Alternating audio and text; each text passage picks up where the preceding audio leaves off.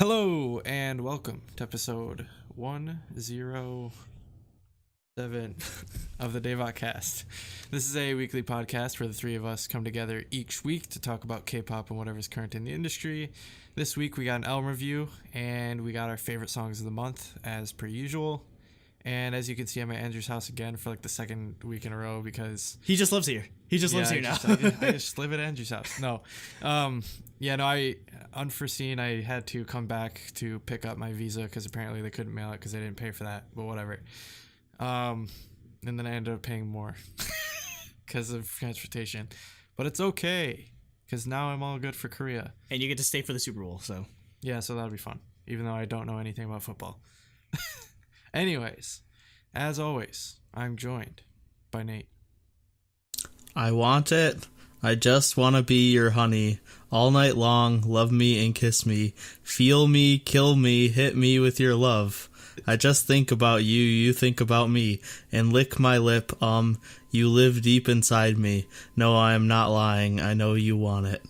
I did think you actually do it. Holy shit. Oh. I understand your pain now, Nate. I understand your pain. Best lyrics. We have to create like worst English lyrics after this. Jesus Christ. All right. And also, as always, I'm joined by Andrew, who usually has three things. Number one, we just got back from seeing Dragon Ball Super Broly. It was amazing. This is your second time seeing it. Yeah, it was my second time seeing it. But again, have I ever said on the podcast that I've never watched Dragon Ball Z. I've watched a few episodes of Dragon Ball, so I know what I understand the basic premise. It's just I've never caught up after that. So jumping straight into Dragon Ball like Super Broly, I was just like, what the hell is going on? But it was still intense because even Nate from going from like the middle of Dragon Ball Z, that's where you're at right now, right? You're like in like the middle of Z. Android Saga. Okay, yeah. So like even Nate would be like, "What the hell is going on?" Because it's that crazy. They're like fighting in Antarctica, and then they destroy Antarctica, and there's like volcanoes and everything. I'm just like, is this what normally happens in Dragon Ball Z? That's what happened even fighting Frieza on Namek. I'm just like, what in the world? Like, the movie was like, what, like an hour and a half ish, or an hour and like 40 minutes. I'm pretty sure an hour of that was just one fight, one entire fight took up like 90% of the movie. That's Dragon Ball. You expect the movie to literally be one fight. And then it's funny because literally the rest of it is just all exposition and everyone's saying like, oh, I'm gonna do A, which is lead to B, which will lead to C. I'm just like, why are they doing that? Because literally there's no dialogue other than like the entire time. I'm just like, what in the world is this? It's about the fights and the action. It's so good. It was hype though. So whenever I have time, I will begin my journey. Yeah, it's like the Monster X of anime. It's just nonstop hype. Yeah, pretty much. Yeah. Number two. Okay, so this was supposed to be a three thing a long time ago, but Jacob just found this. So, my sister ended up giving away her old car because she got a new one. So she was clearing out all her stuff. It was originally my car, so we found this ripped CD of Girls' Generation, I Have a Boy, like somewhere very deep inside the like the glove compartment, and we just randomly found it because I have a boy, Machine. Because I didn't have, but back in the day, I didn't have. Wait, is that what it says? I have a boy? No, that's what Andrew just said. I got a boy. Oh, okay. I got a boy. But it was buried somewhere deep inside the glove compartment. But before I had a smartphone, or before I had like a phone that could play music decently, and like a radio sort of connector thing, I'd burn CDs. So that's just basically, I'd burn like the first EXO CD, I'd burn like 21, all of the CDs. So now I'm keeping it. It's like a stupid, it probably doesn't work anymore. Actually, no, I have a CD player here. I should just try it out, but it's just nostalgia for me. It was cool that we ended up finding it. And number three, on a more serious note, for those of you that are in Discord, you already know this, but as you know, at the beginning of the year, we brought Cooper on to be a fourth chair, so to speak, to be a fourth member of Truly Daebak. But our initial plans were we going to take it slow, obviously, because just to sort of ease him in. But those plans have kind of changed just because, like right now, just because of life circumstances and work and everything, Cooper doesn't really have the time to dedicate himself to doing podcasts like weekly or bi-weekly or whatever. Yeah. So yeah, he's in a rough spot right now. So as of right now, he's just stepping back for a while or for the foreseeable future, and mostly, which is what I wanted him to do mostly. In all honesty, I mostly just wanted him to be our like community manager, and he's the one that's mostly the active one in our Discord or managing other aspects like that. So yeah, I just want to let everyone know if you're wondering why Cooper hasn't been on a show for a couple of weeks, and hopefully we can still get him on like once in a blue moon when time allows. But yeah, just stuff's going on, so Cooper can't really dedicate that time. But yeah, just wanted to let everyone know. I mean, nothing bad's happening, and like, Cooper's still going to be in the chat making random memes and shit. So it's liking bad songs. Oh, we'll get there. We'll get there. Not just bad songs, bad albums, but that's spoiling the title of this review. All right. So with that, I'm Jacob. #NoBlono as always. Let's get into the review. Well, wait. You forgot Discord to go to Discord because it's mucho lit. Also, we had our top rankings for second gen boy groups today, and Sherlock by Shiny reigned supreme. That would have gotten my 11 if I filled it out. It got 2 11s. Yeah. Surprise! Actually, so the top 10 was 7 Shiny songs and 3 Infinite songs. Wow, a mashup got first place. The top 3 was Sherlock, View, and Lucifer. Wow. So Shiny, like holding up that top 3. The Chaser was Infinite's highest song at 4, I think 4 or 5. The Chaser is easily my favorite Infinite song. It's so good.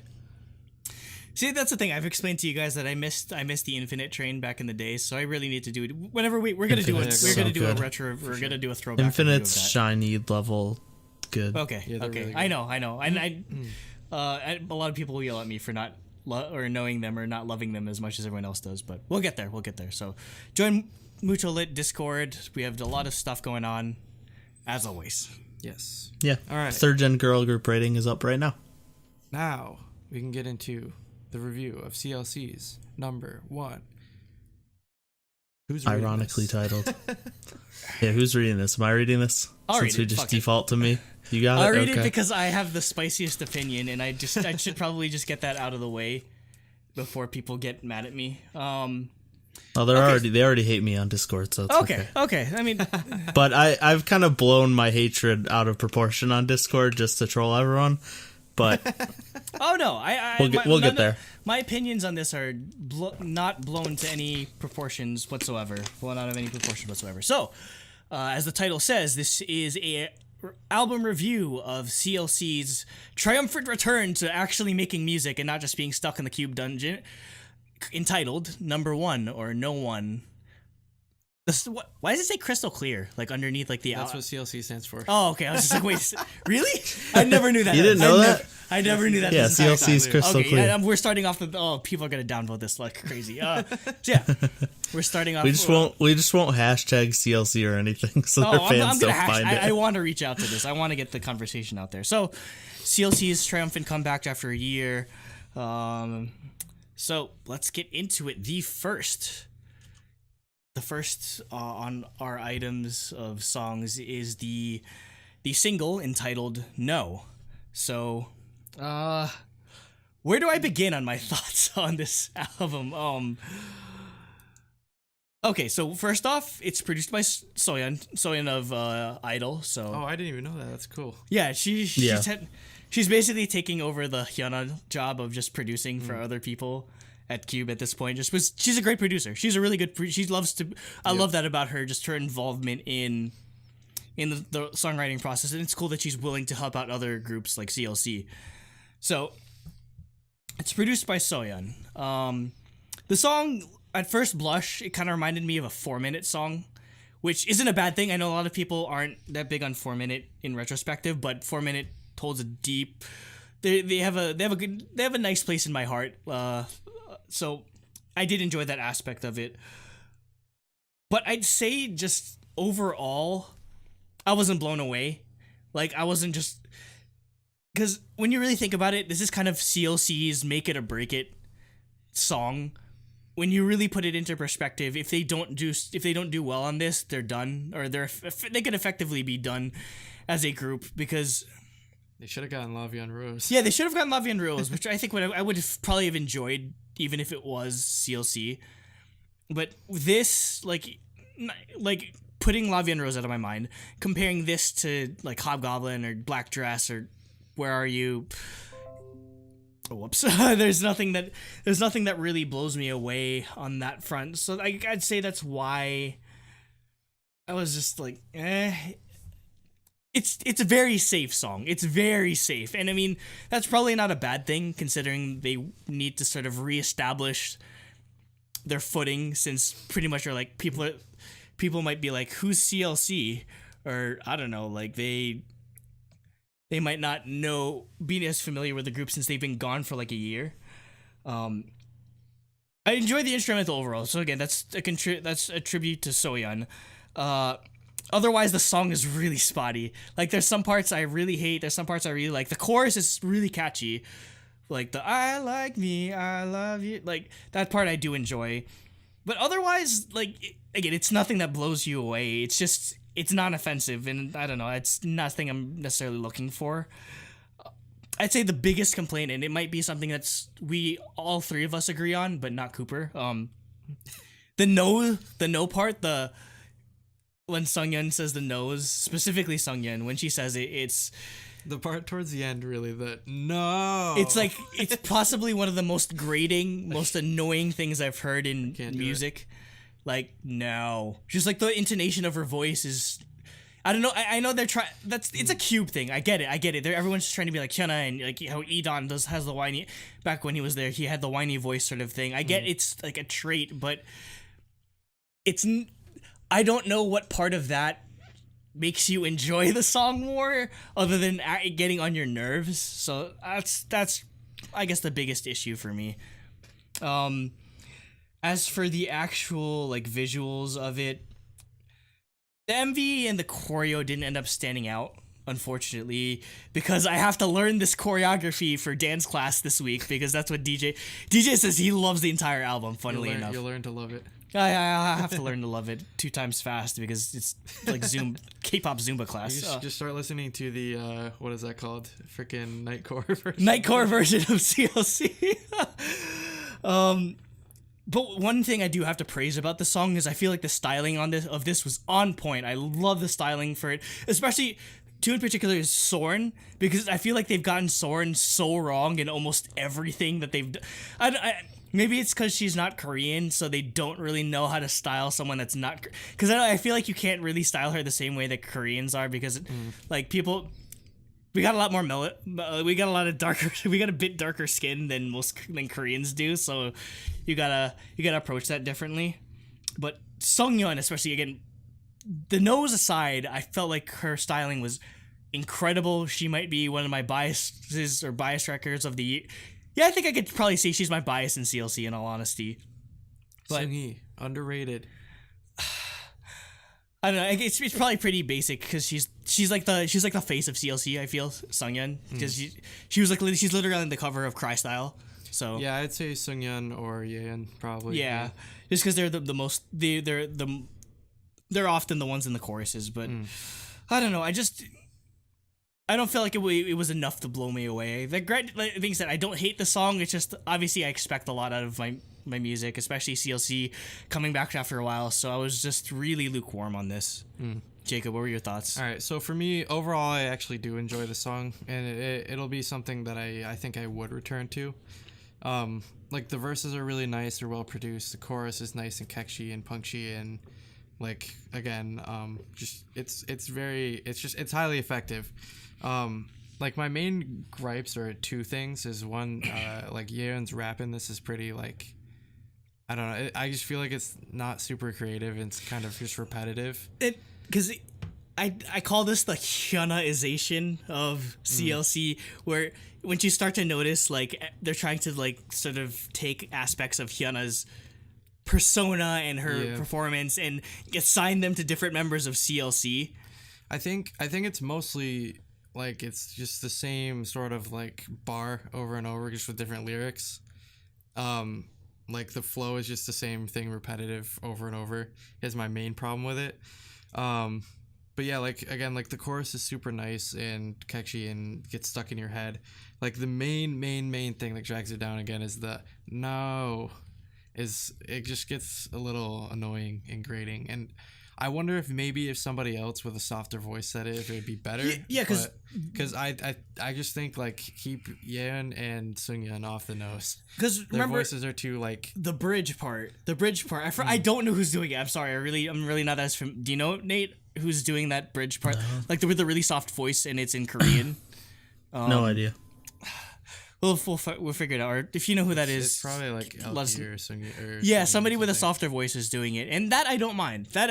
Because comment down below if you know. Yeah. So yeah, that's it's probably it's the way. It's not necessarily them saying no 100 times. It's the way they say no. Yeah. 100 times. It's the type of voice they use, really. So yeah. Overall, I really like the song. It's just like that main part that kills it a little. So. Nate. So for me, I'm with Andrew. It's literally the most annoying thing I've ever heard in K-pop. Like, so do you like it less than DDD? And annoying vocals, at least, huh? Do you like it less than DDD? That's tough. I think I do. I still contend that that's a good I think song. I do. Like because you hate this, you don't like it as, or you hate this more than I like DDD. this worse. Like I hate this more than DDD. Yeah. Yes. I think it's exactly what you guys are saying. It's just the way she's saying it. Like the tone of her voice is just so obnoxiously bad, like annoying. I think it started wrong member choice. Well, no. I mean, they're doing it on purpose. They want her to do that. Yeah. It started. It started at the once, end, like once it, they well, started, it started when they did Hobgoblin and Cry Style and everything. Well, no, I know, but I'm like, there's one specific moment I mentioned in Discord at the end of Black Dress. Three members repeat the words "black dress" in different parts. Black dress, and she's like, "I got no." He's like out of nowhere, just like the. Well, no, she does this exact same tone at the end. She's the last one. Yeah, part. exactly. Yep. And right before it, Soren says it in such a like clear, nice sounding way. Yep. That it makes it so much worse. And it, like, I love Black Dress. I love that song. It might be one of my favorite CLC songs, but that ending part sticks with me so much, and like I hate it so much. And they turned that into jarring. And they turned that into like the hook of this song. The way I was talking to Andrew about it earlier, and I was like, it feels icky, like disgusting. Yeah, you know exactly. I mean? It's weird. It's weird. That's what. Well, no, that's how I described it on Discord. I was like, it literally makes me feel like I want to throw up. Like it it makes you feel like gross. I don't know, but as for the rest of the song, I don't hate it as much as I made it out to be. On Discord, I've literally like made it out to be like, I think it's the worst song in the world. Because of that. But like for the actual song itself, like when the instrumentals come in and they start singing, like I actually like the song. I like the deep house style, like instrumentals. Yeah. I love the rap, the instrumentals during the rap part. I like how subdued they are, and it's not like super hype. I thought that was a good choice. Unlike you guys, I actually wasn't a huge fan of the chorus. I don't think it's bad, but to me, it didn't stand out too much to me. Compared to how much we had issues with the rest of the song, I'd say it was redeeming. It's their only redeeming factor. Not really the only one, but I liked how bold and punchy the verses sound. Like I like how the vocals sound in the verses. Yeah. It's again like it's just the way they say no is what I really think kills it. That's probably why, because we had issues with the vocals in other parts. So even if it's not as like interesting or creative, I thought it was really catchy. Yeah, it's just super catchy, which is why probably the most redeeming part of the song. Another part I did like was that part during the post-chorus where they have like that trap beat going in the background. Despite the no's that in those parts that in the post-chorus where they're a lot more subtle aren't as obnoxious because it's other members saying it, I think, for the most part. So yeah. But yeah, I think for the song or the MV and stuff, I liked the choreo. I thought it was good. And yeah, like you said, the styling was really good. Music video is basically just a box set music video, so like it didn't really stand out at all. Like if you showed me this music video in black dress, I probably wouldn't be able to tell the difference, in all honesty. They're actually wearing black dresses in this one. Yeah, they're actually wearing black dresses in this one, unlike so you can tell. Black Dress, the music video, which did not have them wearing black dresses, so yeah, that's a plus, I guess. So yeah, that's it for me. We're reading Cooper's notes off, and he was really high on this album, so yeah, that should it'll balance it out a little bit. So he says for No, quote, "The teasers leading up to this, we got a lot of different sections of the song, so I wasn't sure how they were going to fit together, but oh man, was I not ready. The opening is so good. I love the hook. It's so sassy, and yes, I can see why some would find it annoying, but I don't at all. The verses have this amazing house beat, and Yeon's raps are fantastic. The chorus is a little short, but it's so catchy, kind of a Nine Muses vibe to it. I can see that a bit. The bridge is so good with Yeon and the intense bass. The only gripe I have is the song is too short, but not enough to detract any points. The MV is great. Cube is actually still spending money on them, which I'm a little surprised by, but it's just a box MV.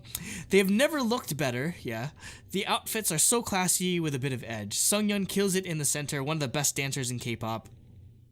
Choreo is really nice. So those are Cooper's thoughts. I was just laughing because Nate just looked visibly disgusted. Yeah, Nate said he could not bring himself to read these thoughts of Cooper because he just disagrees so vehemently. I'm just playing up the Discord hate. It's anyway, fine. He said he hated IOI in Discord today, so I'm what? extra mad at him. God, Cooper, you're fired. I'm not on Discord for one day and I miss so much. Jeez. Next up we have, starting off with the album tracks, we have Show. So this is, to describe this song, I'd say it's kind of like an EDM-ish, tiny bit of 100%. tropical house song. I don't know. It's not really tropical house in theory. It's just a dance track. Dance track. But that being said, it's fairly inoffensive for being a dance track. But I'd say it's an instrumental thing where what kind of like disappointed me in this song is just how generic sounding the chords are for like the beat, like the dun dun dun dun dun dun, like that dun dun dun dun dun dun dun dun dun dun dun dun. It's like it sounds like almost a parody of an EDM song in a way. It's that basic or that like uninspired, which kind of it's almost the reverse of No, where I found the lyrics lacking, whereas the instrumental was great. I found in this case the instrumental was lacking, but the vocal performance was great.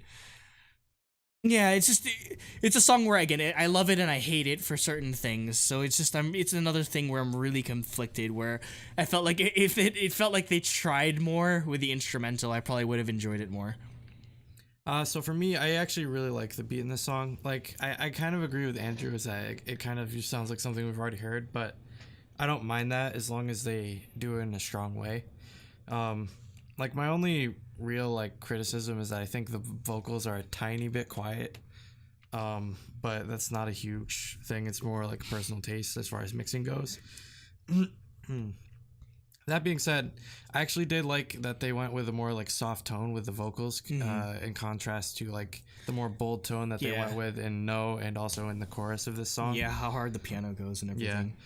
And then, but yeah, it's nice and catchy. It's a solid track. And also, I wanted to point out as well that I think Yeon's rap in this is way better than in No. Yeah, for me, I really like this song. I actually think this would be a good style for CLC going forward. I think because the No being produced by Soyeon, to me, just sounds like a bad G-idol song. So like, or like, I like, hot take. I no, thought like I had the spiciest take, but well, wow, no, that's I actually- mean, Well, I get it, though. I just said it. We know it's. I don't like the song. I'm not saying G-idol puts out bad songs.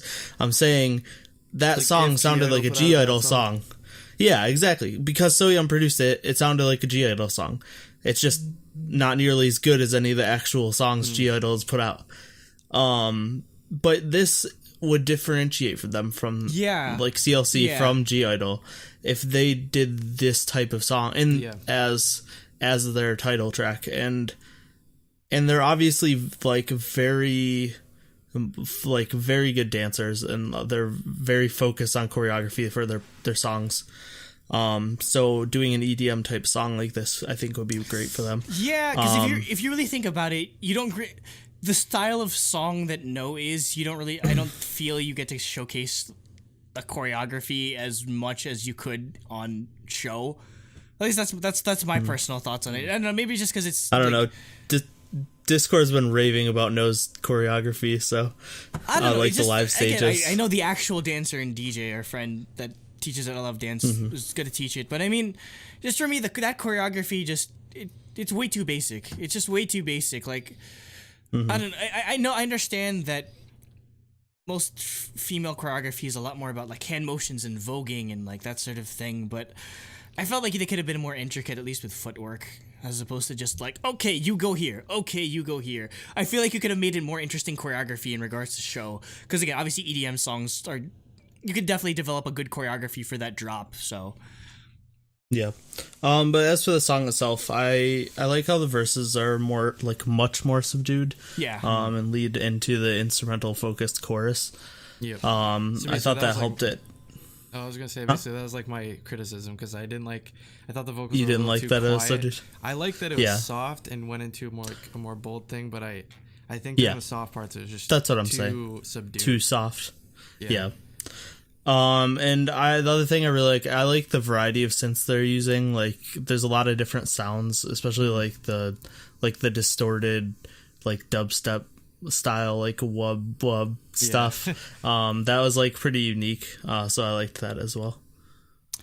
We don't get a lot of wub wub dubstep anymore. Not anymore these days. That kind of died in like 2012, 2014 with like shiny. Nope. Utada Hikaru is bringing it back. Hell Skrillex. Yeah. Did people Kingdom Hearts 3? Did people rate everybody well?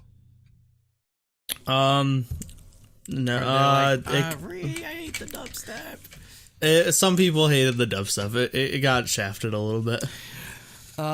Cooper's thoughts are, quote, "This is my kind of dance track. The first 5 seconds, I knew I would love it. The low synths and 80s synth drum in the verses add some variety. The chorus is instrumental heavy, but I think that it works with the song.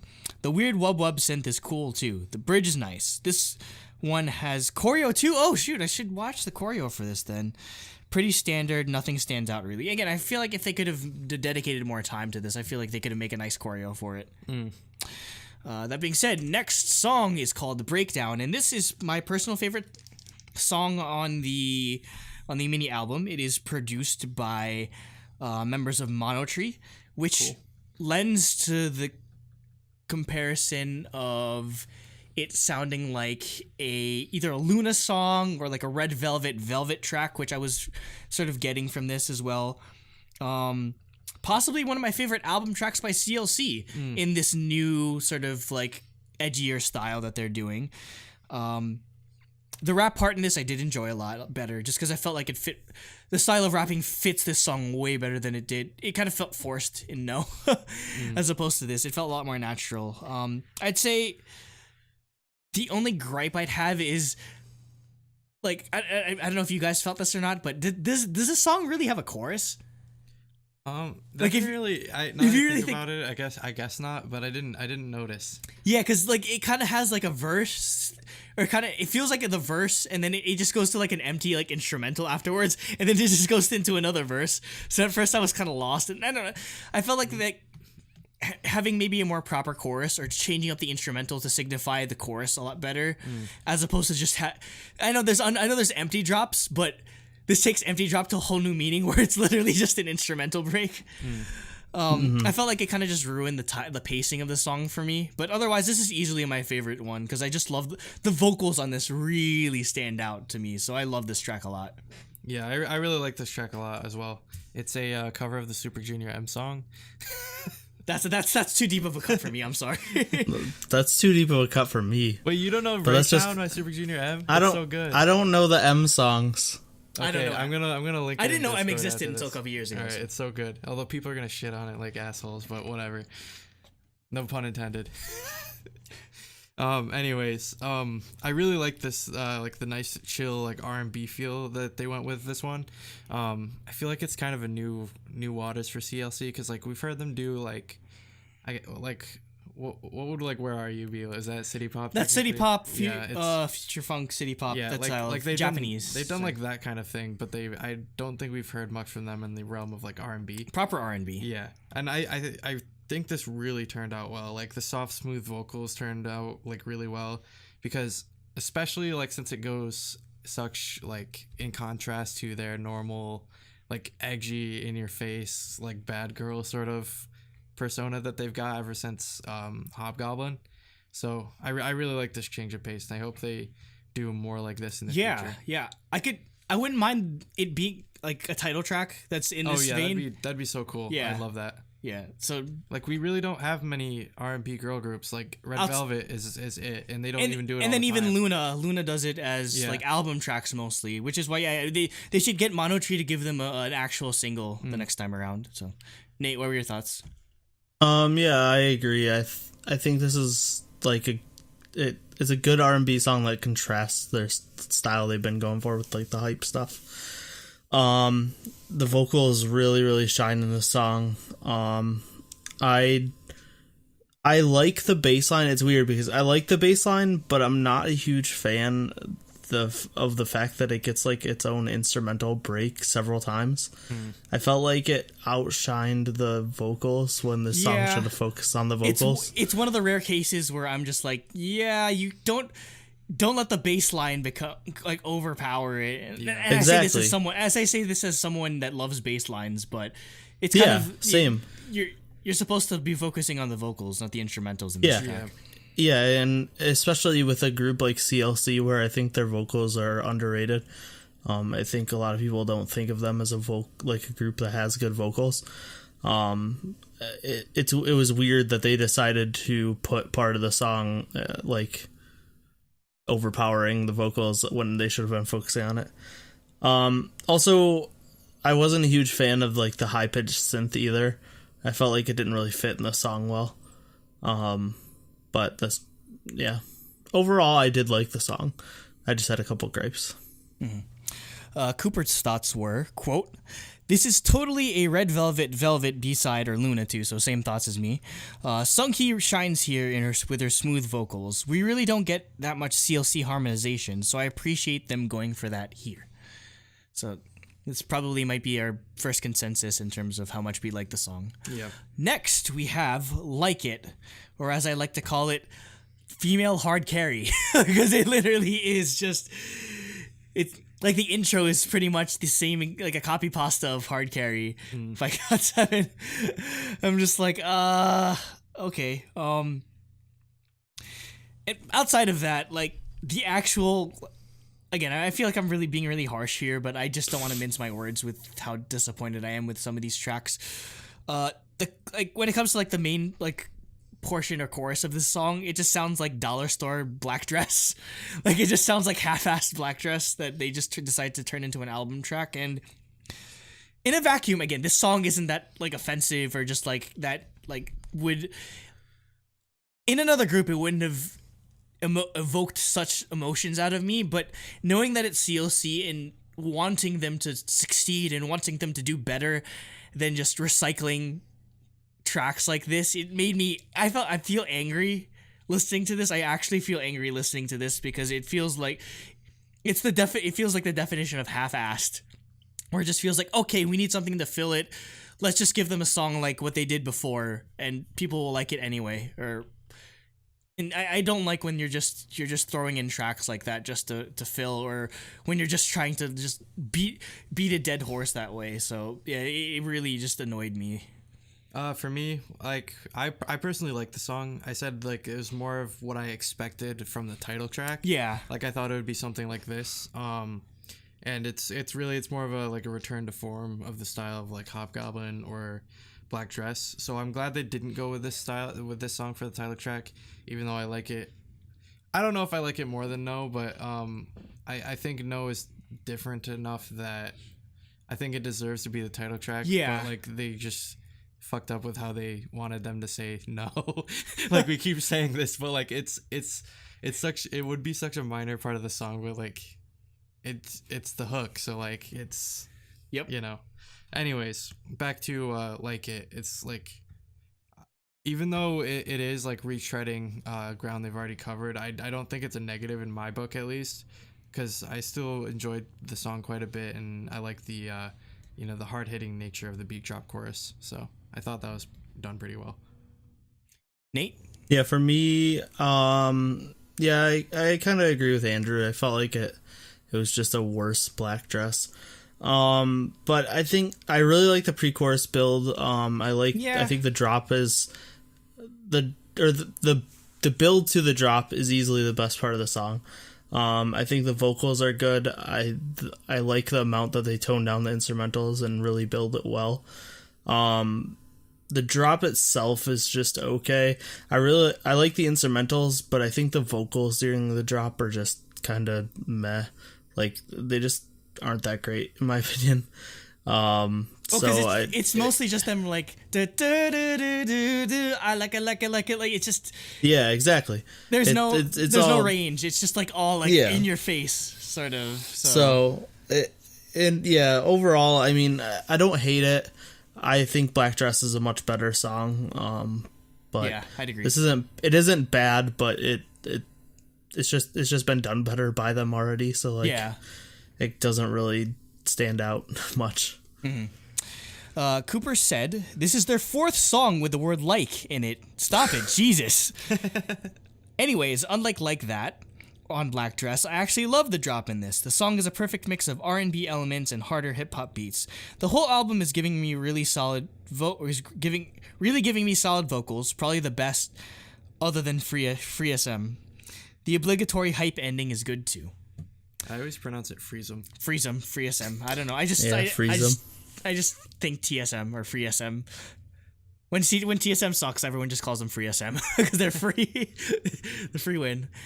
And closing out this 5-album mini, we have I Need You, which is a cover of the BTS. Yep, I wrote that's the first cover of the BTS song.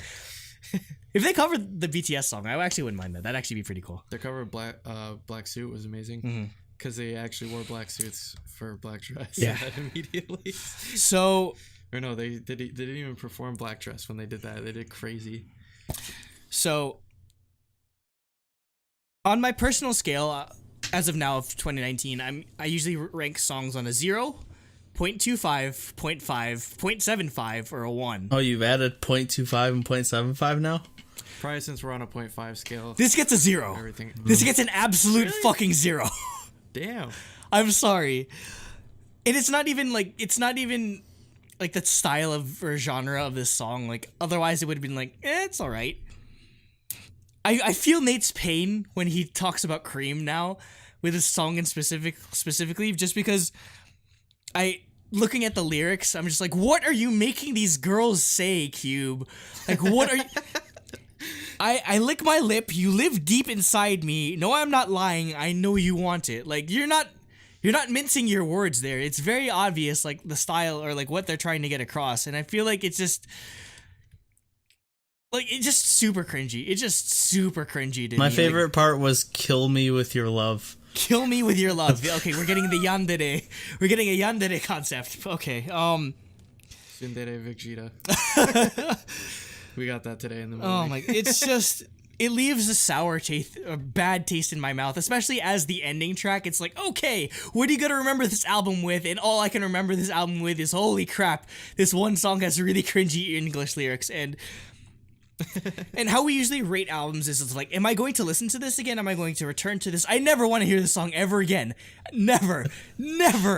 Like, it's like I'm listening to it right now. So listen, I'm just like, I want to delete this off of my phone as quickly, as fastly as possible because I don't know. It's just, maybe it's just a secondhand embarrassment I feel of like, I can only imagine, like, if they understood what the lyrics meant, they'd probably feel sort of embarrassed singing this. Soren speaks English. Soren speaks English, so she might have been like, "What are you trying to make us sing?" But I don't know. Maybe it's just it sort of encompasses CLC's. It encompasses CLC trying to like. It feels like they're trying to like be edgy and hard, but it kind of doesn't. It's not always successful, and I feel like this song is a microcosm of that in a way. So for me, I didn't even notice that was in English. That was in English. Yeah, that's what Baron said. Baron's like, "What English song?" Well, like, go read the lyrics. I need you. It's all English and they're garbage. So, I actually like the song quite a bit. Like, I thought it was pretty interesting to hear them. So I guess for me, I'm doing a purely music, reaction to it because I didn't even realize that it was in English. Yeah, I thought it was pretty interesting to hear them do like a more like light energy, like electropop type song. Yeah, because again, most of their like stuff is usually like super like hardcore EDM, like really, yeah, I guess just like really harsh like drops and stuff. This is more like electropop and catchy. But yeah, the chorus is pretty catchy and punchy. The instrumentals support it really well, and I feel like the instrumentals is definitely like my favorite part of this song. And another thing I thought is it kind of sounds like something that'd be like a Japanese release from a K-pop artist, which I thought was kind of interesting, but yeah. Instead, it's their English release. A horrible English release. Nate, what were your thoughts? I'm interested in hearing this. Wait, is the whole song in English? Whole song's the entire song is English. It's the whole song. It's not like one stretch of lyrics. The entire song's in English, and man, the lyrics are atrocious. As I read, like, okay, is this worse than Cream? So bad. No, it's not worse than Cream. Cream's easily worse than this. Maybe that'd have been hilarious if they surpassed EXID twice. No. On the same album. No. Cream's still the most cringy lyrics in my opinion. But so the lyrics are bad. Great song. As for the song itself, I also didn't really like it that much either. I think the guitar part's good, but overall the instrumentals just seem pretty standard. And then, in my opinion, the chorus isn't really good either. I like the "I need you" part, but I think the "pow" part is pretty annoying. And which part? So the pow, like in the background, or like the "my heart"? The background. Okay. So like the group vocal. Yeah, overall I wasn't a huge fan of the chorus vocals. So yeah, I think overall the song's a miss. And please, for the love of God, if you want to make an English song to appeal to your English fans, like pull Red Velvet and like make an English version of your title track, and make sure that the lyrics aren't horrible. Gold and silver, gold and. Granted, if they made an English version of No, I would probably hate it more than I hate this. So maybe they shouldn't do that. But just have someone proofread your lyrics, please. Mm-hmm. Or get an English songwriter to write the lyrics. Like, please. Yeah. Cooper's thoughts were, the whole song is in English. I really hope this means CLC is going to get an international push. I mean, CLC, that's their only hope at this point, I feel. That's all they have. Yeah, I guess, because I feel like their whole fandom's international, pretty much. The lyrics are pretty cringe, but not that different from early 2010s dance track stuff. Still love the song. The guitar is a really nice touch. So, on to the ratings on a scale. We should do Cooper's first. Okay, we should probably do Cooper's first because he's the most optimistic out of us. Cooper's final thoughts were, quote, "This album is basically made for me. It has all my favorite genres and the attitude of CLC that I love. Every song I already know is going to be on repeat for weeks, and this album is in high contention for many of the year for me. And if it makes that list, I'm quitting. I'm quitting truly." I'm pretty sure us three are not going to nominate this album for mini album of the year. Unless 2019 is just that bad. There's a chance that 2019 just puts out the worst K-pop in history. I just feel like it's been getting better and better every year. It's been getting better and better. 16. We thought 2017 was one of the best years, and 2018 was just as good, if not better. Yeah. So, For scores, he gave it a perfect 10 out of 10. That's a 7 out of 7 for the music score and a 3 out of 3 for the concept score. So that is Cooper's first 10 of his truly Daebak career. No, he gave he gave Luna A 10. 10. Oh, he gave Apink 10. gave I forgot too, yeah. So Yeah. You were the only one who ruined A-Pink. That was almost a throbbingly Daebak album. Okay. Well, I'm gonna be the killjoy when it comes to this. So, how I don't know about that. Probably. How I split my music score out of the 7 points, I give 3.5 goes to how much I like the single. The other 3.5 goes to how much I like the album track. So, the single would get a 2 out of 3.5. So it's probably the song I like most outside of Breakdown, and it's not that offensive. It's just I expect so much more out of CLC, so I'd like to see something more interesting from them in the future. Album tracks gets a 1.5 out of 3.5, cause that's mostly because of I Need You and Like It, just because they were just so repulsive to me that it just dragged the whole score down. Concept 1.5 because out of 3, because again it seems harsh, but I mean, like, again, outside of the styling, I wasn't really fond of the choreo, and I guess like I loved like how Sungyeon looked and everything, so I'd say that's why I gave points in that direction. So this is the lowest score I've ever given in truly Daebak. It's a 5 out of 10. I think I gave a lower one to Unity's last Didn't- album. I think I gave Didn't it a we 4. give? Didn't we all give Dumbfounded like 4? I gave it a 4. I think thought. I gave it a maybe I gave it a. But this is probably Dumbfounded was bad. Yeah, but I mean, in his new thing is way better. Well, we'll talk about it. We'll get there. But We'll get there. I know it seems like I'm like shitting on CLC nonstop, and I don't mean that, because I actually really do. I want to see them succeed. Yes. Do I want to see them survive and not like get destroyed or just get disbanded because Idol is sort of stealing all their hype? Yes. Am I in love with this comeback? Absolutely not. And it sort of pains me that like, I wanted to like this album. I tried to. I don't think I overhyped myself for this, just because I felt knowing how Cube can be so hit or miss at times. I was gonna like it, or I tried to like measure my expectations that way, but I'd say just it's really the album tracks that brought it down for me, and I felt like they can do so much better than this, and they could try harder than this. So that's my parting words in a way. Just they deserve better. They deserve better than to be treated like this. So 5 out of 10. So for me overall, I at least liked every song on the album. Like No for me was the worst. Like in all, and Really? again, for me, No I think was the worst, and it's not even. Because again, like there's a lot of parts in that song that I really, really, really like. Like I really like the chorus. I really like the verses. Again, it's just the delivery. Again, we'll say this I like so many times, I all they like say, the "No." verses and the chorus, like the entirety of a song.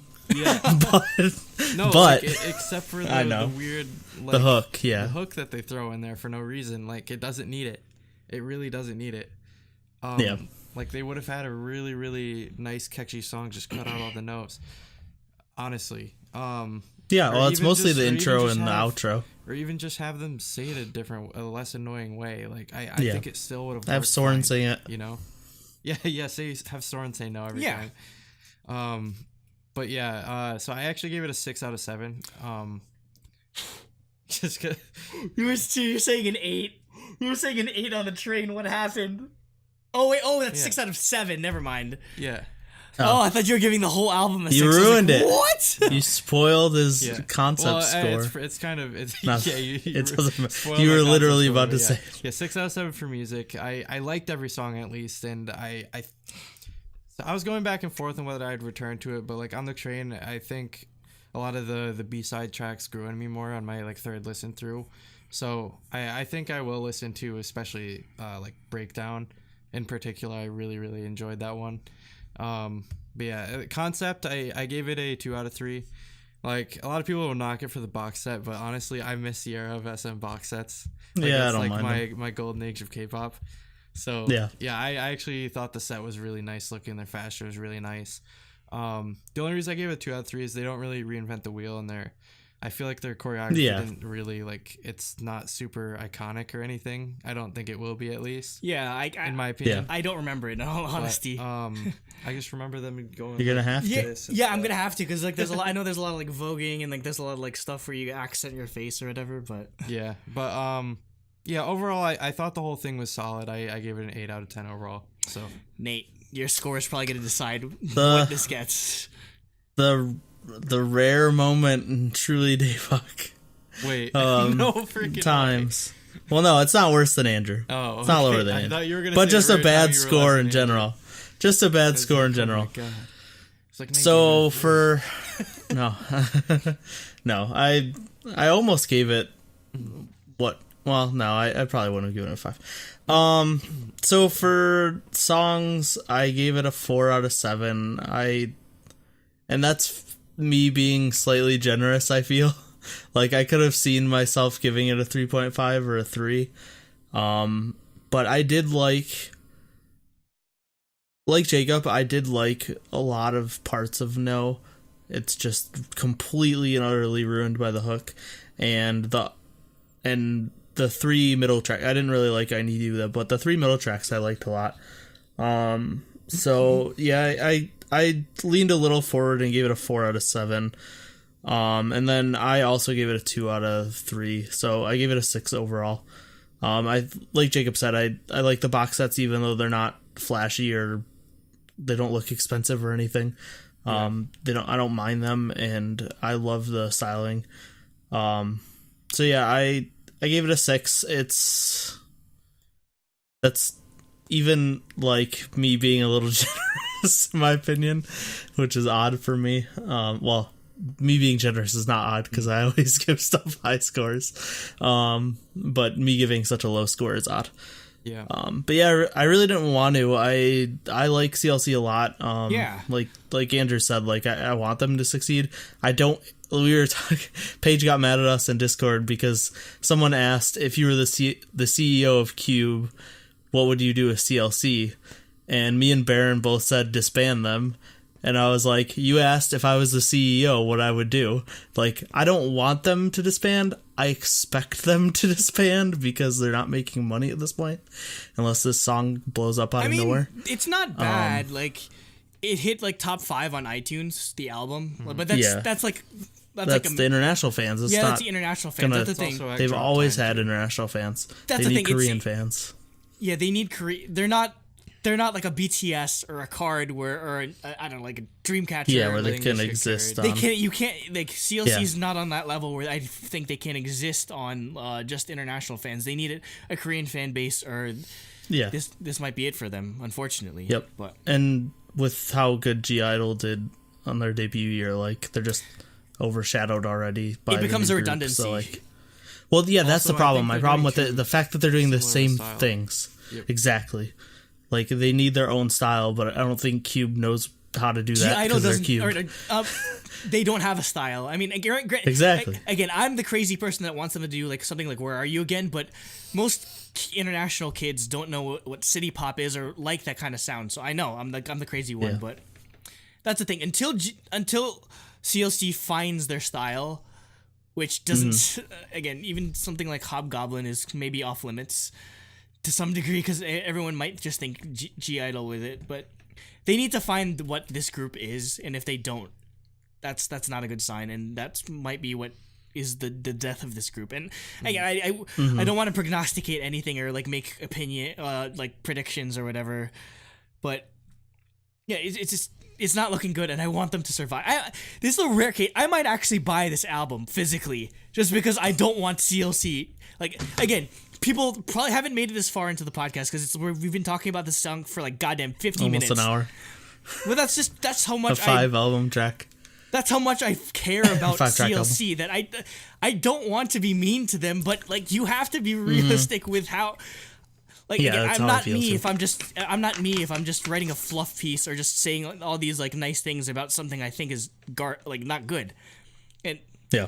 again, maybe it's a pipe dream that in hopes that maybe they'll get their shit together if like they hear if there's a backlash from it. But that's the thing. Like, again, There won't be. there won't be, and I mean we've talked about this periodically where K-pop any popular music really, you have to disassociate the quality of music with the popularity or success of a group, because CLC will succeed in spite of whether or not their music is good, because that's just K-pop in general, where fandom over like actual like content to some degree. Yeah. But So it would make it 7.25, it's which 7.5. 7.5, which is miraculous. That's a generous score. Well, it's Cooper. Here's me and Cooper. Without Cooper's score, it's a 6. So yeah, it would be 6.33, very much lower. So 6. What are your guys' thoughts again? I know there's probably a lot of CLC fans that might find this, and if you made it this far and haven't wanted to destroy us yet, please, I want to know what exactly Cooper liked it. Yeah, I want to know what did you enjoy about the title of No, or the album tracks? Like, explain to us in detail why you liked the album, or what you like about CLC, or why you think it'll be a success. So again, we're not trying to like snuff out the argument or trying to be the be all end all on CLC. Again, I want to see what people think about this, especially just because we had such a negative reception to it. So I'm very interested to see what the other side thinks. Tell me the secrets to not think Sungyeon's voice is gratingly obnoxious. Just look at Sungyeon. Tell me your secret. Just watch their music videos on mute and just be like, "Damn, Sungyeon's really hot." Like, she really is though. So no lies there. All right. Also, not enough Sunghi in the music video. Agreed. Again, me and Cooper. She's probably my bias too. No, I have to go with Sungyeon. I love ponytails. Sunbin was my bias, but she's just like at this point just there. Doesn't really do much. Well, Sunghi's like the main vocal, but they never show her on screen. Well, yeah, because she's like the prettiest member. I don't get it. Not everyone thinks so, unfortunately. Mm-hmm. Let's move on. Yes, let's do it. All right. Topic 2. Favorite K-pop songs of January 2019. Am I reading first? Is Nate reading first? Nate, you can read first. All right, I'll do last then. Okay. And then I guess whoever's reading should read Cooper's comments. Yep, I guess. So, okay. If you're new here, this is our end of the month or beginning of the next month review or just slight overview of every K-pop song that we liked in the past month that we couldn't give proper reviews to. We sourced a list from our K-pop, so thank you to everyone in our K-pop that does all the hard work for us. And the relevant playlists of all the songs will be in the description below. And this time we won't be reading the album name or type because Jacob can't read. Andrew can't read. That far. Andrew, someone can't read his over there. His screen is very small. So, yeah. It's very small. Yeah. So we had to cut out a couple columns so that everyone can read their notes. First up is BY. Oh, wait. We have to go through past reviews. And everything. Yeah. Past reviews. I even had it open in a different tab. Okay, past reviews. We're not talking about these songs because we reviewed the albums. Go listen to the reviews. We reviewed Apink's Percent, ATEEZ's Treasure, episode 2, 0 to 1, CLC's number 1, G-Friend's Time for Us, Luna's Even So, in the Luna cast, episode 1, 17, You Made My Dawn, and Uja Sonyo's Would You Stay, or WJ Stay. And then future reviews, we'll be reviewing IZ*ONE's Sukitoi Wastai and Tiffany Young's Lips on Lips. Woo! I feel like I'm the only one. What are you talking about? I feel like we're the only ones who yeah, like everybody. There's probably no one else is probably gonna outside of like hardcore songs. Baron will like it. Yeah, Hopefully. Only hardcore Soans will really care about Tiffany Young, but Baron will back us. We are hardcore Soans, so. Baron, comment 69 if you back us. Okay, onto the actual. Now we'll know if he listens or not. Favorites. Okay, yeah. So the first song is BY's Nai Dang. Yes. So, did you want to start off? Yeah. Like personally, I really like this. I didn't take the time to look up the translated lyrics, but yeah, it wasn't up at the time. I definitely will check it out eventually. Like the video is really cool and looks like they put a lot of thought into it. It's got a lot of seemingly like either pre-war or during World War II, sort of like historic scenes that, you know, kind of allude to Korea's unfortunate history. And I think what Andrew said before is that the title translates to My Land. So yeah, something having to do with like talking about Korea, and as if the context clues or visual clues weren't enough for that. Yeah, but personally, yeah, his flow, everything was really nice in this song, and also like finally getting another good song from BY, because I feel like for me personally, like I don't remember if it was 2018 or 2017 or both, but we're kind of weak. So yeah, because the last thing we covered was like Gucci Bank or something like that. Yeah, Gucci Bank was Gucci not Bank, good. Gucci Bank, Gucci Bank. Oh God, no. So yeah, I found this song just randomly like a couple days ago. Again, I agree with you, Jacob, that I love his flow in this. I love the style of this song. But again, what really stands out in this is the costuming, in that, like, I guess the message of it, just like sort of bridging the past with like the past outfits of like very like old like 1940s, 1950s Korea with the modern day, and just sort of, I guess, drawing on. I think it must be because like there's this logo for like 100 years in like Korea or something like that. So it might have been something for like an anniversary or like some type of like Campaign. Yeah, so maybe that makes sense. But it's really cool to just sort of draw upon like Korea's history for this type of rap song, and it works so well. It works so well with this. So it's very memorable. I think the music video itself could end up getting a nomination later down the line, just because I really loved the music video and the message it had. Next we have Cherry Bullet's debut Q&A. This is a new girl group from FNC, AOA and CM Blue and FTL and company. For me, I want to like this song, and I do like most of it, but just like the no bothered me in No. I think the pre-chorus in the song really brings down the song. It really just ruins the flow of the song. It ruins the like style of the song. Like it's so out of place. It's really jarring. If that was not there, I would have probably bought this album physically, because I like the song a lot other than that, but I just can't bring myself to, because of how much I dislike that part. Me personally, I thought it was a really solid debut. I like the song quite a bit. I agree that the weird like rappy like pre-chorus was a little unnecessary, but it doesn't bother me at all. I think like the song could do fine without it, but I don't think it brings the song down, in my mind at least. Also, I'm really glad to see Park Hae-yoon again. She was like easily one of my favorites in Produce 48, and if I had the final say, she would have been a nice one. So if that says anything. Also, her vocals in this were awesome. Great vocals. She's definitely one of the best vocalists in Produce 48, in my opinion. Yeah, so I'd have to agree with Nate that this song is spotty, mostly because, again, I don't know why new girl groups feel like, okay, we're going to be a cutesy girl group, but let's have a random rap verse or rap pre-chorus in every song just because that's K-pop nowadays. That's what ruined the song for me, ultimately. And I guess just because the chorus in itself was like, it was alright. But I mean, I do enjoy the visual element of this song. It's okay, I can identify what Cherry Bullet's gonna be from now on through this. Like, the chiptunes sort of style of the song leads into the video game elements in 16-bit and 8-bit style. And they have like DDR pads and like a light gun, and like they're playing like first-person shooter or something like that. And mechs. They're like freaking Diva, like a knockoff Diva mech or something like that. So at least they've nailed down the visual element of the song. They just have to work on sort of the arrangement of it, and that I don't think that'll be hard. I do expect them to have something good in the follow-up. So they are still on my radar.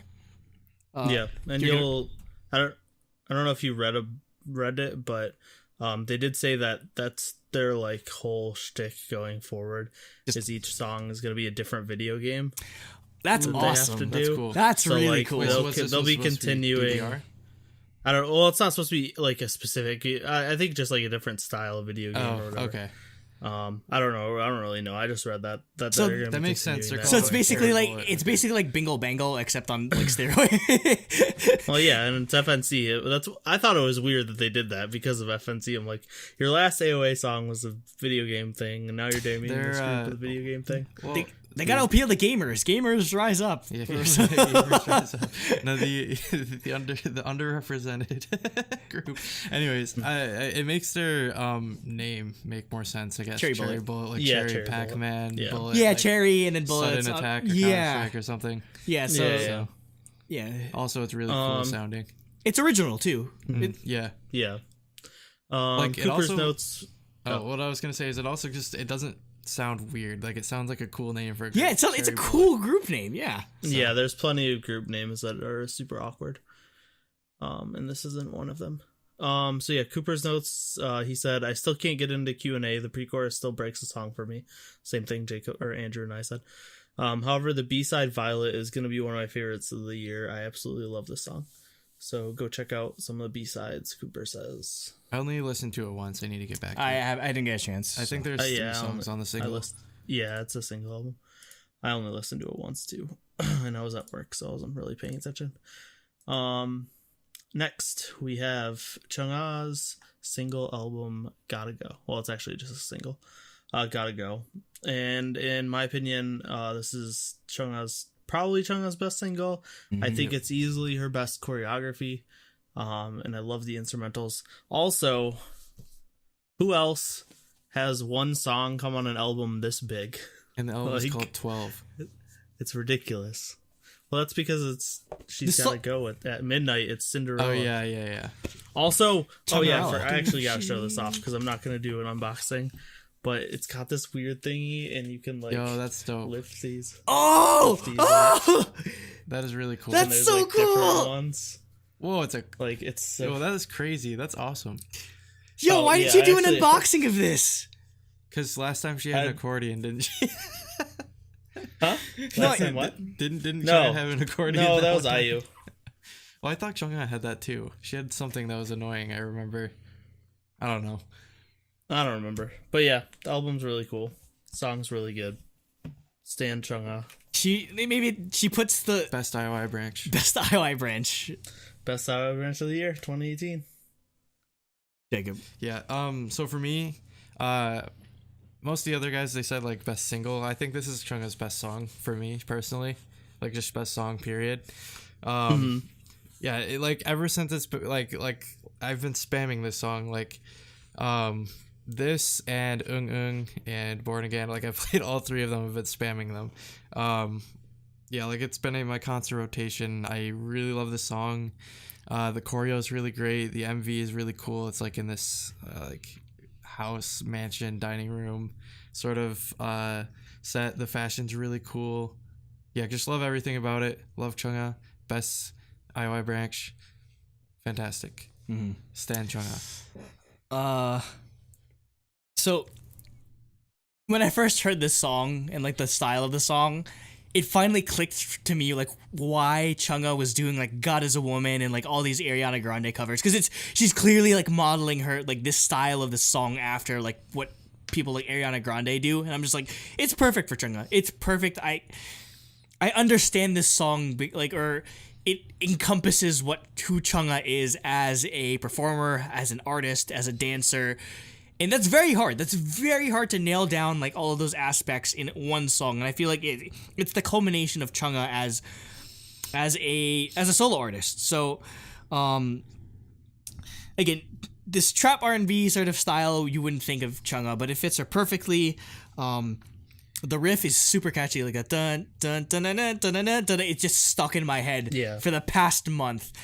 And we have to thank Black Eyed Pilsung for this song, because Black Eyed Pilsung's on a fucking roll, because they put out this, and then they put out So two of the best songs of the year are Black Eyed Pilsung. They came out the same week. I think they'll still be some of the best songs. Oh yeah, it's gonna be very hard to top these songs. Yeah. Like we 2019 started off with a bang.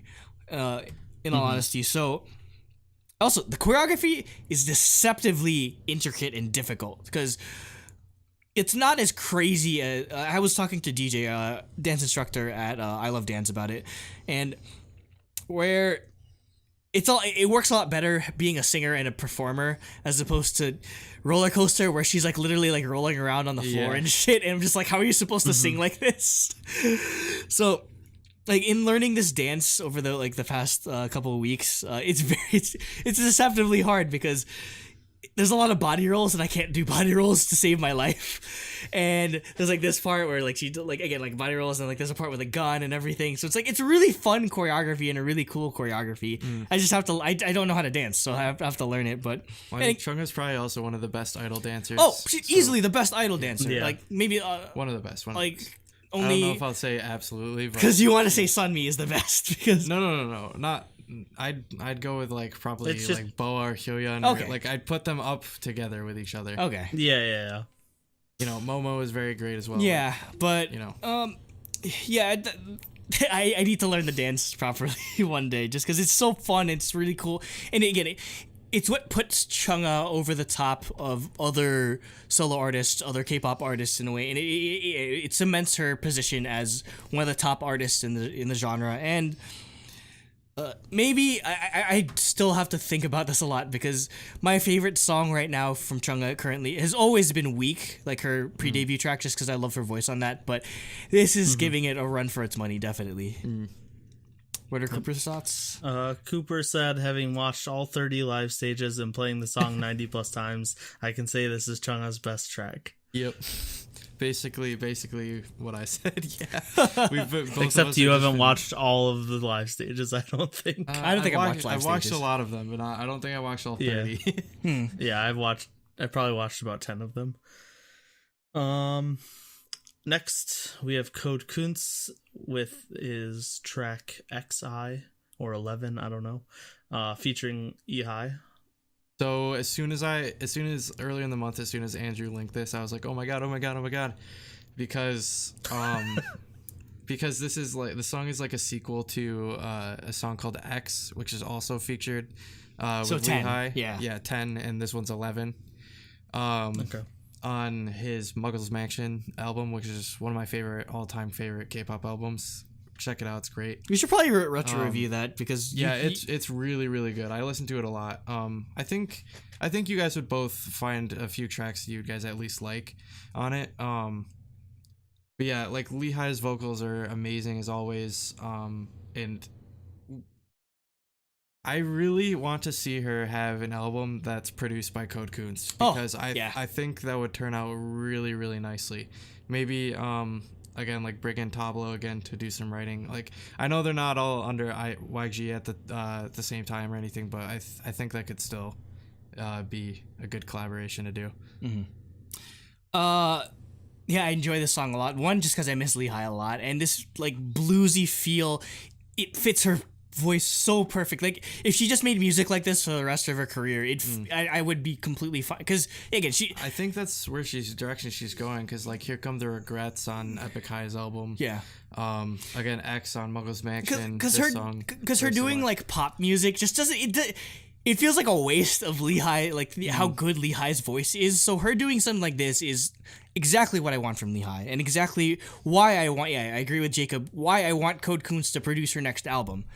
I was just shocked because holy shit, she's like, she swears at everything. She's like, but fuck that. I was just like, whoa, Lehigh, what are you doing? Yes, I was really impressed by this song. So I hope more people. Again, I know Code Kunz doesn't get that much traffic, but I know Lehigh has her loyal fan base. But if this is any indication of what Lehigh's solo music will be, hopefully this year, I'm all in. I'm all in on it. Personally, Code Kunz might be one of my favorite like producers in general. Like he just doesn't put out a whole ton or like really big high profile stuff, but like tit for tat, like everything he comes out with, I always really, really enjoy. Also, I'd like to just highlight that you should listen to the other track that's on the single that goes right at, because 11 like leads right into it, and it's kind of like a little sort of seamless outro like interlude kind of thing. So it's pretty cool. Next we have Cold and the track Loss. I didn't end up marking this down because I forgot to, but I actually listened to the song and I added it to my like smooth as fuck playlist, as I always do with pretty much anything that's off and off. This was a station single, and I don't know how Cold ended up getting a station single. I think anyone can apply for it. I guess, but it's just weird to see like Kim go from YG, essentially a YG thing, to sort of being self promoted. I don't know, like, cause, indie, and then just doing it now. So it just really makes me miss Off and Off. I want Off and Off to do another album. Like that destroy me. That completely destroy me when Off and Off does another album. Like I just disappear off the face of the earth and listen to that album like over and over again. But have a Tablo feature again, please. Oh, please, definitely. So with Loss, it's definitely. This is saying a lot because like Off and Off is very minimalist in a sort of way, but I'd say this is very minimalist even on top of like how like laid back Cold and Off and Zero Channel usually go with their music, because it's mostly just like this one like instrumental sort of like piano like sort of thing going on and his voice. But the one thing I really love about the way they approach music is they make a really good use of like background noise, or just sort of like ambient sort of like background noise to sort of set the mood in that, and they're experts at that. And I love that aspect about their about Cold songs especially. So yeah, it's one that I really enjoyed. I know it's not everyone's cup of tea, because it's like at first blush it kind of might seem boring, but there's a lot of intricacy here that I really do appreciate. So Cooper said he really loves the MV for this. The cinematography is beautiful. Not something we get a lot of in K-pop. It was alright for me. It's a little too artsy, I guess. I don't mind it. Yeah. Next we have Doll with the song In Touch featuring Charlie Taft. So our best friend sort of this was a perfect feature for Charlie Taft, because she's really into 90s R&B and like New Jack Swing, and basically just everything that she sort of grew up with as a kid, and sort of it fits her voice perfectly. And I'm really happy to hear Charlie Taft's voice again, because she has an incredible voice. So she fit this song perfectly. I'm not as familiar with Dao. I'm guessing he's a producer, much in the same vein as like a Code Kunst. But this was an excellent track. I love this track a lot. So she's a perfect fit for this. So I'm really happy. Yeah. Next we have Dick Punk's song Special. Best name ever. So for me, my comments wasn't really on the song. I thought the MV was really nice, like particularly like I guess in a nerdy sort of way. Like I really love the color correction and like the light blue color palette they were going for in the beginning. That kind of like transitioned as it picked up into more like colorful and like fun towards like the end of the song. Like when they like open the door and reveal the band actually playing the real song, it turns like from the sad blue to like this upbeat like rainbow sort of thing. Yeah, the color accenting. Yeah, like the camera angles, color correction, the cast, everything was really well thought out in this music video. I just like their name, Dick Punks. Honestly, that's the only reason why I chose this song. But I'm glad you actually had something to say about the actual music. I just like the video in general. Yeah. Cooper marked it but said nothing. Marked it but didn't say anything. So yeah. That's the thing. Next we have Dreamcatcher with their fan song Over the Sky. And I love the piano line for the song. Like upbeat piano lines and rock music is my jam. Also, Dreamcatcher hasn't released anything bad ever. Yep. Basically, mine was short and sweet. I was like, this is their most like anime sounding song yet. And then I said Andrew will elaborate on this, because he wrote basically what I probably would have wrote. So going into that, it straight up sounds like an opening for like Sword Art Online or Gurren Lagann or something like that. It's got that kind of hype to it. It's definitely intentional, like the sound that they're going after. It sounds like this like J-rock. Specific J-pop, J-rock artist called Lisa. Like very, because they have similar vocal ranges. The members of Dreamcatcher to Lisa, so they're definitely paying attention to what J-rock sounds like or what J-pop sounds like, and they're trying to model Dreamcatcher after that, just in a Korean vein, or just like through a Korean lens. And I enjoy that. I really enjoy that still. I feel like a lot of these tracks I actually like more than some of the Dreamcatcher singles, just because I've built a preference to this style of song over the years watching anime a lot. But seriously, at this point, I don't know why Dreamcatcher does not have an anime opening. Like, they have to know, like, somebody over in Japan has to know how popular Dreamcatcher is or how their style of music is. So it's only a matter of time until somebody gives it to them. And until then, I guess we'll just make AMVs. Like, somebody should just make I should just make a Sword Art Online AMV using the song, honestly, and it would fit perfectly. Yeah. Have they debuted in Japan yet? Yeah, they made a Japanese version of what, didn't they? Yeah. So, Yeah, they've had- I hope they experience success in Japan because I think they could be pretty big there. Oh, they'd fit right in. They'd Yeah. fit Like, right in. especially like with their dancing skills and stuff, it's incredible. I think they'd be a really good fit. Yeah. Cooper said he loves Dreamcatcher's fan songs the most. This and Full Moon are his favorites. Next we have Dumbfounded's song Pink Blue Dawn. All right, so this is way better than than this last stuff we covered from him, which I believe was, again, his like Rocket Man mini. which like I just found that to be like super like cringy. It's like trap with the auto tune. It was just like I just felt like he was throwing out his uniqueness, I guess, in favor of what's in style at the moment. Trend chasing, basically. Yeah, basically. But this I thought was really awesome. Like, this is the type of quality that I expect of him, because he is a hip hop artist that I do respect, and you know, I don't know. I enjoyed this a lot, so I'm definitely gonna add it to my playlist, and I need to check out the other songs in the album. Hopefully, they're just as good as this. Yeah. So this actually came out in 2018. It's just he's releasing it like to the tail. Yeah.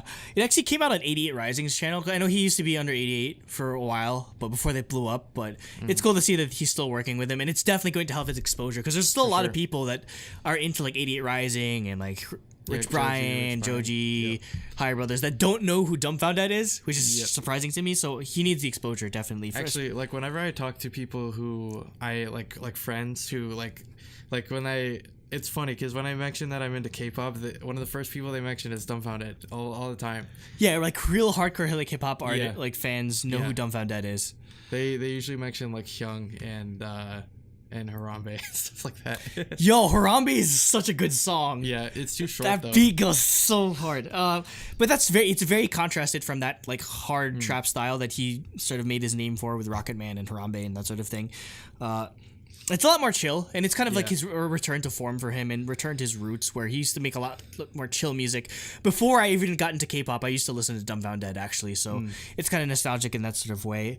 And like the processing that they do with his voice is not as obnoxious as on those trap songs, and it fits this song so perfectly. Like, I don't think the song would nearly be as interesting unless it had that like processing to the vocals. So overall, just a really good song, honestly. Yeah, I guess the difference being it's tastefully done and it's not very tastefully done, over intrusive or obnoxious.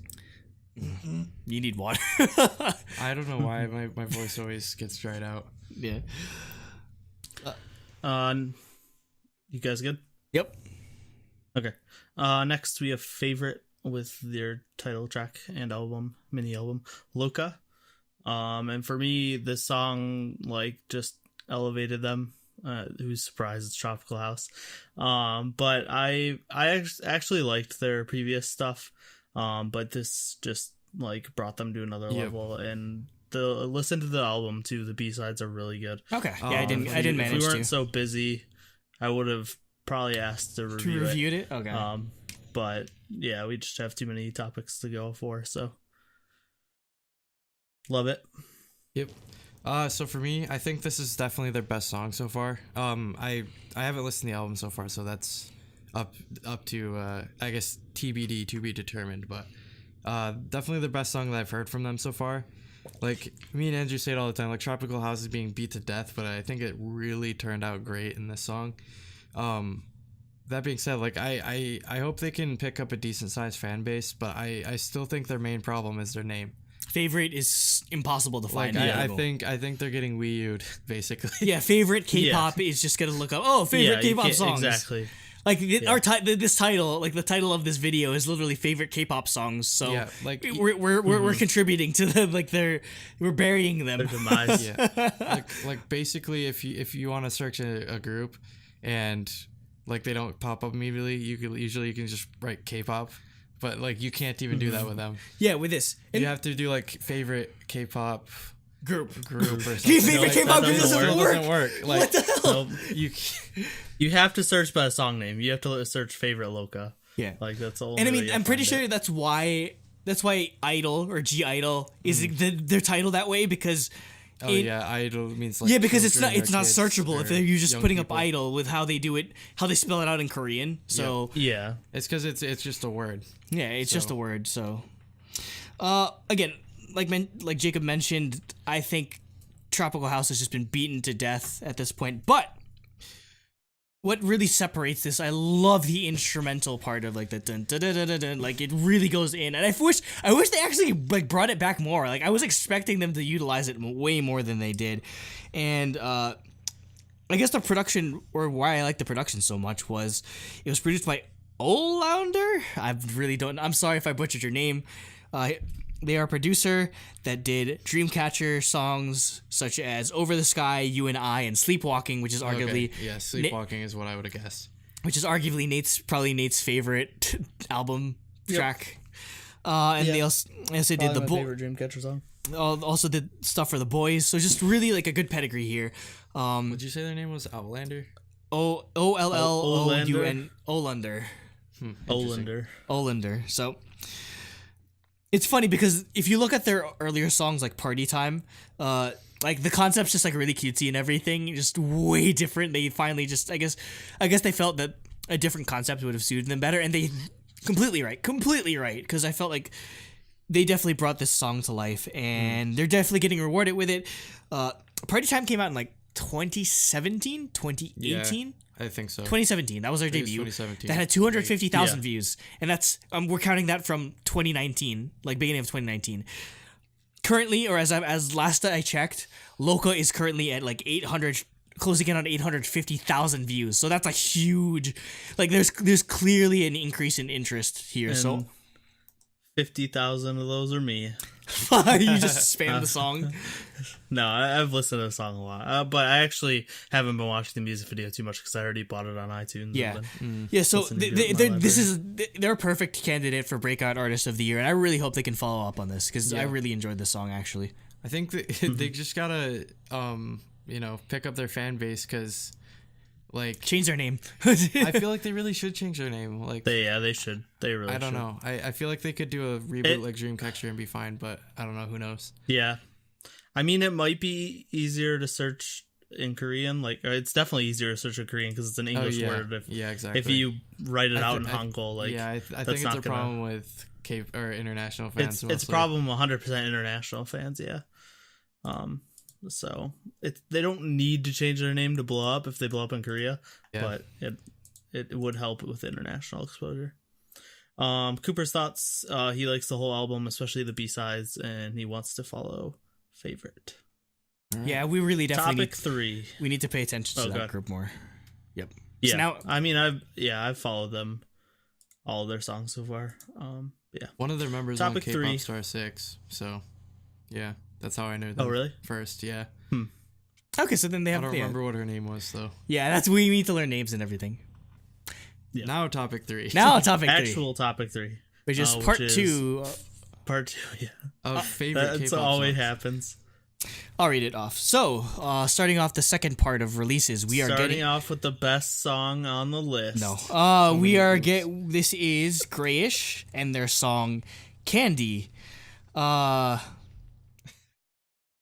do I start? Seriously, where do I start with this song? So, the song I wouldn't have put it on the list. You're the one who wanted to talk about it. This is. Can we put this group? Can we put them on? Can a concept for a Wall Warrior Award? Yeah, can a concept earn someone a award? Like, serious question. This is 100% could be a Wall Warrior Award. We put Six Bomb on there for. Yeah, we put Six Bomb on. Yeah, because this is just, this is Wall Warrior Award. Like, what the hell is this? Okay, so G-reyish. I don't think they're new. I think this is like they've been a group that they might be a group that's been around because it didn't say debut next to their thingy. the song itself isn't that bad. It's just very generic. What creeps me out so much is that they look like my age almost, and they're wearing these weird ass like Lolita outfits, or like some like little. Especially the one in the front in the screenshot. Oh there. God, what is she wearing? Like they're and they have like little Bo Peep like straight up like I don't know like farmer like sheep herder girl outfits. I'm like, what is this concept? And it creeps me out so much. Like, if you're that old, you're not supposed to be doing these kind of concepts. I'm sorry. I don't know what their ages are, in all honesty. But judging from how old they look, like it's just too weird for me. I can't fuck with this. It'd be whatsoever. hilarious if they're all like 13. If they're all like 13, this is like no, like usually like They just look old. Asian people have like the thing where like they're young, they look young even in their 30s. So like it might be the other direction. If anything, they might actually be older than what I'm thinking of, but. I really can't with this. I cannot deal with this concept. It creeps me out way too much. My only notes on here were just hell no, yeah. No, like I don't know who approved this, but they need to be fired. I'm sorry. Next up we have Haenam Sin and Patience with Ugly Mothers Club. So it's a Korean punk band. It must be some type of collaboration if they have X. It's a Korean punk band, but they have two bassists. Like, I was really confused as to why they... they're both playing bass. In the music video, there's a drummer, there's a bassist, and there's a bassist, but I hear guitar in the song, so I was just very confused for a second, but... I did enjoy it. I really did enjoy it, because it kind of reminded me of, like, old skate videos, or, like, old, like, punk rock. Like, there's actual, like, skating and, like, actual tricks and everything going on. The music video was... You can hear the skateboard the whole time. Yeah. Yeah, the music video was 100% a nostalgia trip. Yeah, it's basically everything that was on MTV back in like the early 2000s. So it was really cool to see. Jacob, you also marked it down. I actually really love this because like we've heard punk rock in releases like recently over the like past 6 months, quite a little bit at least. But we haven't had any with like female vocalists, so I thought that was really interesting. Mm-hmm. So yeah, it's not everything you like. It's not something you hear every day when you listen to mainly Korean music. Yeah, pop music. So I'll definitely check this. I guess both the artists out if they're two artists. Next we have Hyomin, formerly of T-ara, with I guess that's how it goes. So, Nate started off. I think this song's like infinitely better than her last song, which Mango. I could not stand. I thought Mango was good. I did not like it at all. Mango I don't Nation. even remember why I didn't like it. Was it I just remember listening. Who liked Mango? I forgot. I think it was. I know. Yeah. Well, no, I think Cooper liked it too. But no, yeah, I don't even remember why I hated it, but I remember listening to it once and being like, "Wow, this is garbage." But this song's I actually like a lot. I like how clean and minimalist it is. The music video is very low budget. It's literally just a dance. Yeah, it's basically a dance video. Well, I think T-ara's under a pretty small company I liked it a lot. now, so... Is she still under the same company? No, they're not under MBK. Yeah, they left, right? She's under a small company. I think the reason we haven't had a T-ara come back yet is because, like, with only, like, the 4 members, is because I think they're fighting with MBK on the rights to use the T-ara MBK... name. Yeah, MBK. So they might have to pull a highlight. A trait. MBK. Well, no, they don't. They already won it.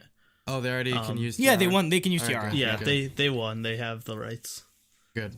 Or MBK doesn't have the rights. Anyways, overall, I like the song. I thought the drop in the chorus was really nice, but my main problem with it was I felt like there wasn't much like build up in the beat. Like it wasn't going up. It was kind of just staying somewhere, and then it randomly dropped. Which was a little weird, but again, it doesn't kill the song for me.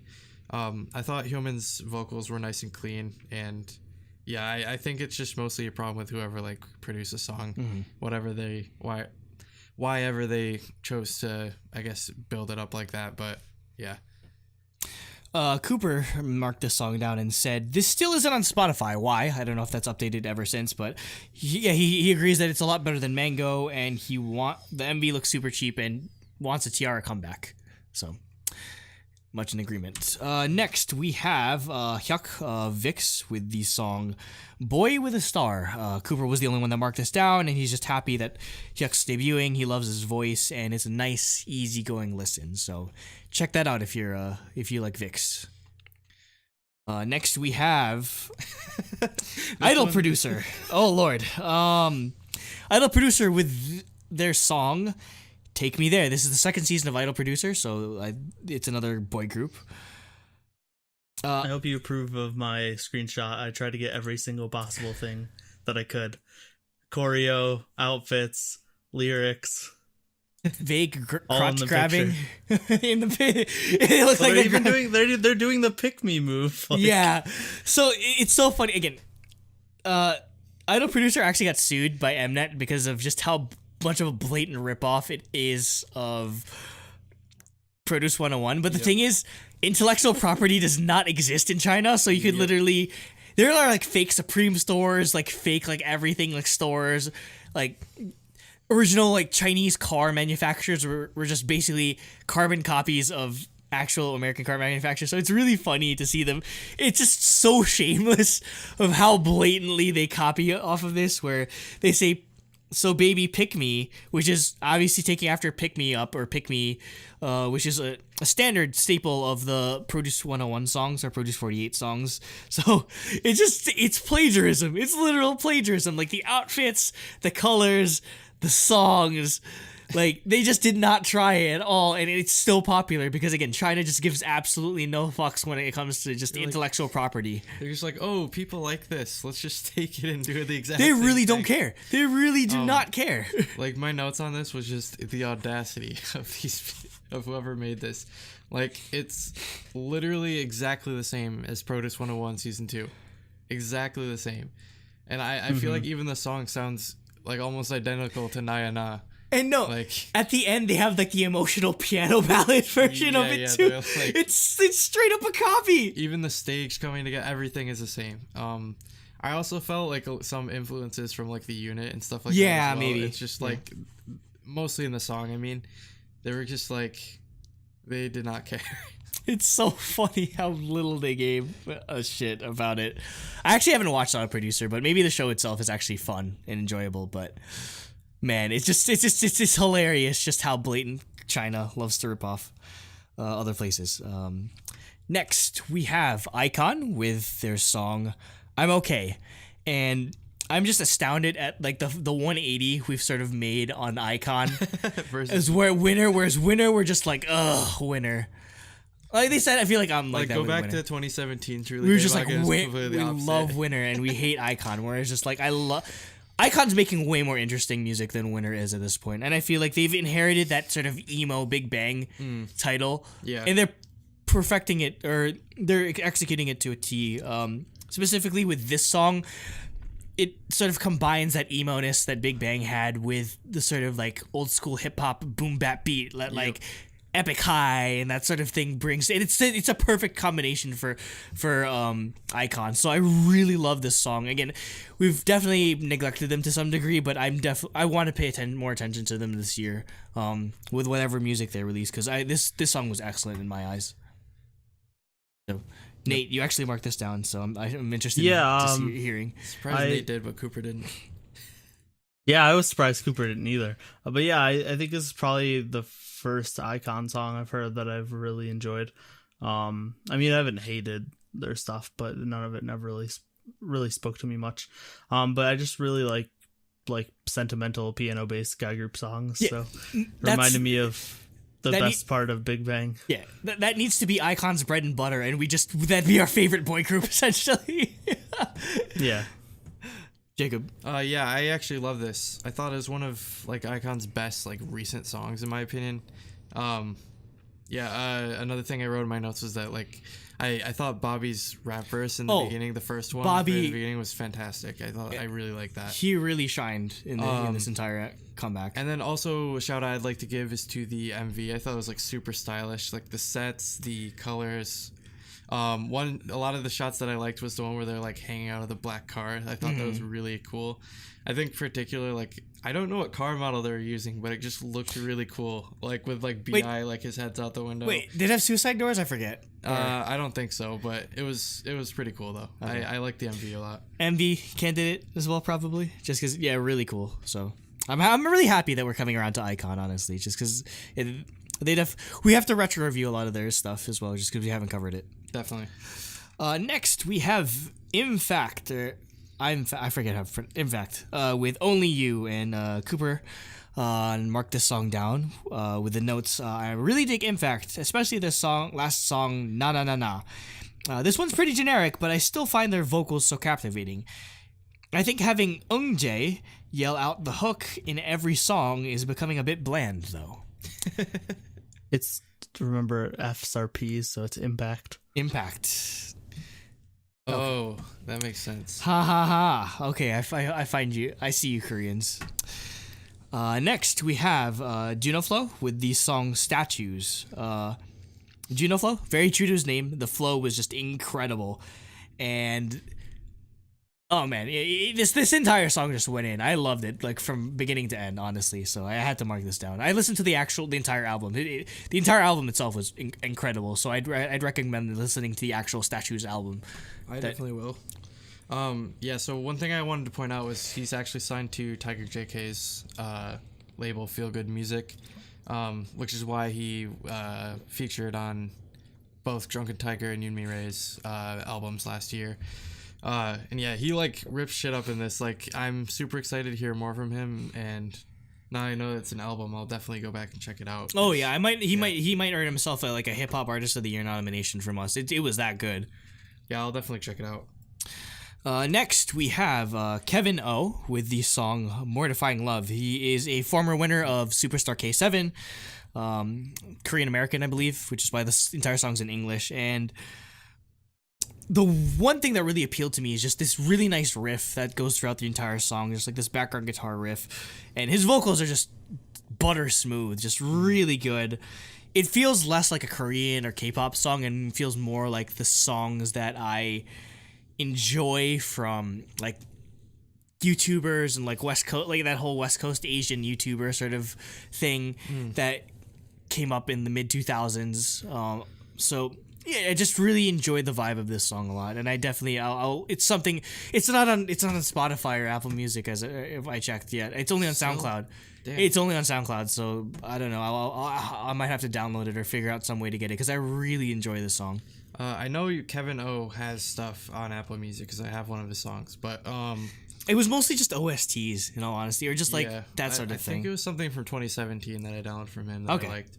But yeah, in this song in particular, I really love the build up that was created by the percussion with the like ascending like guitar riffs. I thought that was awesome. Also, Kevin O's vocals are always really, really good, as expected from a Superstar K winner. And yeah, overall, I thought this was a really, really nice, like, soft alternative rock song. It was really cool. I liked it a lot. And to close out this section, we are closing out with how would I pronounce this? Huta? Huta? Yeah, I think it's Huta. I don't know. I guess. Oh, we'll just go with Huta, aka no, Lee Min-hyuk. they didn't Koreanize it, so who knows? It's Hooter. Hooter, yes, Hooters from B2B. So Lee Min-hyuk is going by the name Huta as a stage name, and the song is called Ya. And yeah, it's just very, very simple. Feature-based song, so obviously I'm gonna like it. I'd say usually that'd be like the highlight of the song for me, but in fact, what really sold me on this is there's this instrumental break where he does incredible choreography, where because Future Bass is just like really like a lot of like vocal chopping and just like really like like fast beats because it incorporates trap into it, and so trying to dance to that or trying to choreograph to that is very hard, and he did it so well. And I was I don't really pay attention to B2B too much, unfortunately, but I was very impressed by his dancing skills to this. So that's really what sold the song for me. Nate, yeah, I thought it was a really good Future Bass song. The thing that stood out to me the most is the chorus instrumentals and the beat during the first rap part. Those I really enjoyed those. But yeah, I thought it was a really good song. Cooper marked this down, and he just wanted to mention there's a B-side track called Hang Out featuring Soyeon. Okay, I need to listen to that. But he says he enjoys the whole album. Yeah, it has an epic feel to it, which I agree with, and the performance is definitely great live. So, yeah, definitely need to look into that album because I think PD is really obsessed with it as well, like Huta Zone and everything. So definitely we need to put that on our radar. Yeah. All right, topic 4. Favorite K-pop songs, part 3. You got this? Yes, I've got this. Yep, our favorite K-pop songs of all time. Of all time. All right, so first is Isakun with You Don't Love Me, which is produced by Rockleberry. For me, it's not about this song, but I recently discovered a song from his old group, SG Wannabe. Basically, I discovered it because I was watching, I think it was a Jungkook Namja video, like they were doing a road trip in the U.S. and they were playing this the song I was about to talk about in the background, and I liked it. It's called La La La, and it's basically like Korean "Take Me Home, Country Roads." It's amazing. I need to listen to this. Yeah, now. I'll show it to you after we record. Okay. Like it's amazing. So yeah, everybody check that out. I like it a lot. All right, next we have Luna from FX. Stan Luna from FX.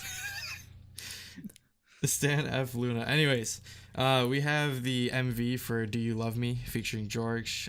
This is a B-side that was on her single, which we reviewed earlier on. Yeah, so again, I just wanted to cover it just because I love the music video. It's super lo-fi, fits the vibe of the R&B song. Lo-fi, grainy, 4:3 aspect ratio. Really love the visual element to this. I mean, maybe it would have improved the score a bit more, but this is probably my favorite song of the 3 single album, so not much else to add. All right, up next we have N.Flying with their song Rooftop, and Cooper had something to say about this one. He said, I was worried how they'd do after losing their bassist Kwang Jin, but they're still a solid band. Not something I'll go back to often, but a nice start to their year of monthly releases. Oh, they're doing monthly releases? Apparently, which I'll definitely welcome that. Okay, so they're doing it every day 6. Okay, that makes sense. But for those that don't know, they lost their bassist, Kwang Jin, because of a dating scandal or just... Yep. Yeah, a huge mess. I think he's dating a fan site. It was the fan club president or something like that. So why is that such a common thing? Why are so many idols dating fan club presidents? Maybe I should be a fan club president. Maybe they feel like they can't get girls anymore, so they just fuck it. Get the one who's so easy to. I don't know, but yeah, I just I should become the fan club president of I don't know. I'll become the fan club president of SNSD. You just marry every member of SNSD. Yeah, no, I'm kidding. But is polygamy even legal in Korea? Serious question. Anyways, who knows? I kind of have a little bit to say for this one. Like, overall, I like the song a lot, but I think it was a little too poppy. I want to see them do a little bit more rock. Yeah, I'm okay it's a lot safer. I'm okay with it being poppy, but I still want to see the rock influences in there. They probably just didn't want to rock the boat too much because they literally were just coming off a scandal. So just just put this out. Don't get mad at us. All right, next we have one that Andrew certainly wants to talk about.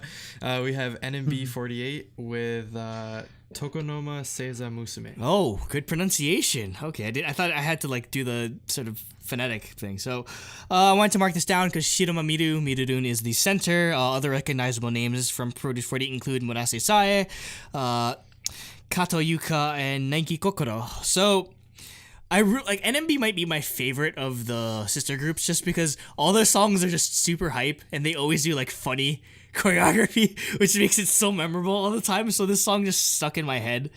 And this is also their first single post-graduation of Yamamoto Sayaka, so it's definitely Mirudun taking the reins as the de facto leader or de facto face of NMB48. So I hope that they continue to do well. Mirudun's probably one of my Oshis now, so I hope they do well, even though Sayaka's gone. All right, up next we have Neon Punch with their new song TikTok. I thought the song was pretty good, and like the choreo is not super great, and the MV was a little bad. I said I agreed with Cooper on the styling, so I'll go into his notes on it. But like, yeah, he said the album is bad, but he still liked TikTok. So like, TikTok was a pretty good song, but yeah, and the later part is what I agreed with him on, is that the style is kind of cringy. There's like this part in the music video where they're wearing like these. It's like almost like see-through anodized like holographic rainbow weird dress things. So kind of like the weird stuff, like the weird like skirts that P.O.P. wore in their.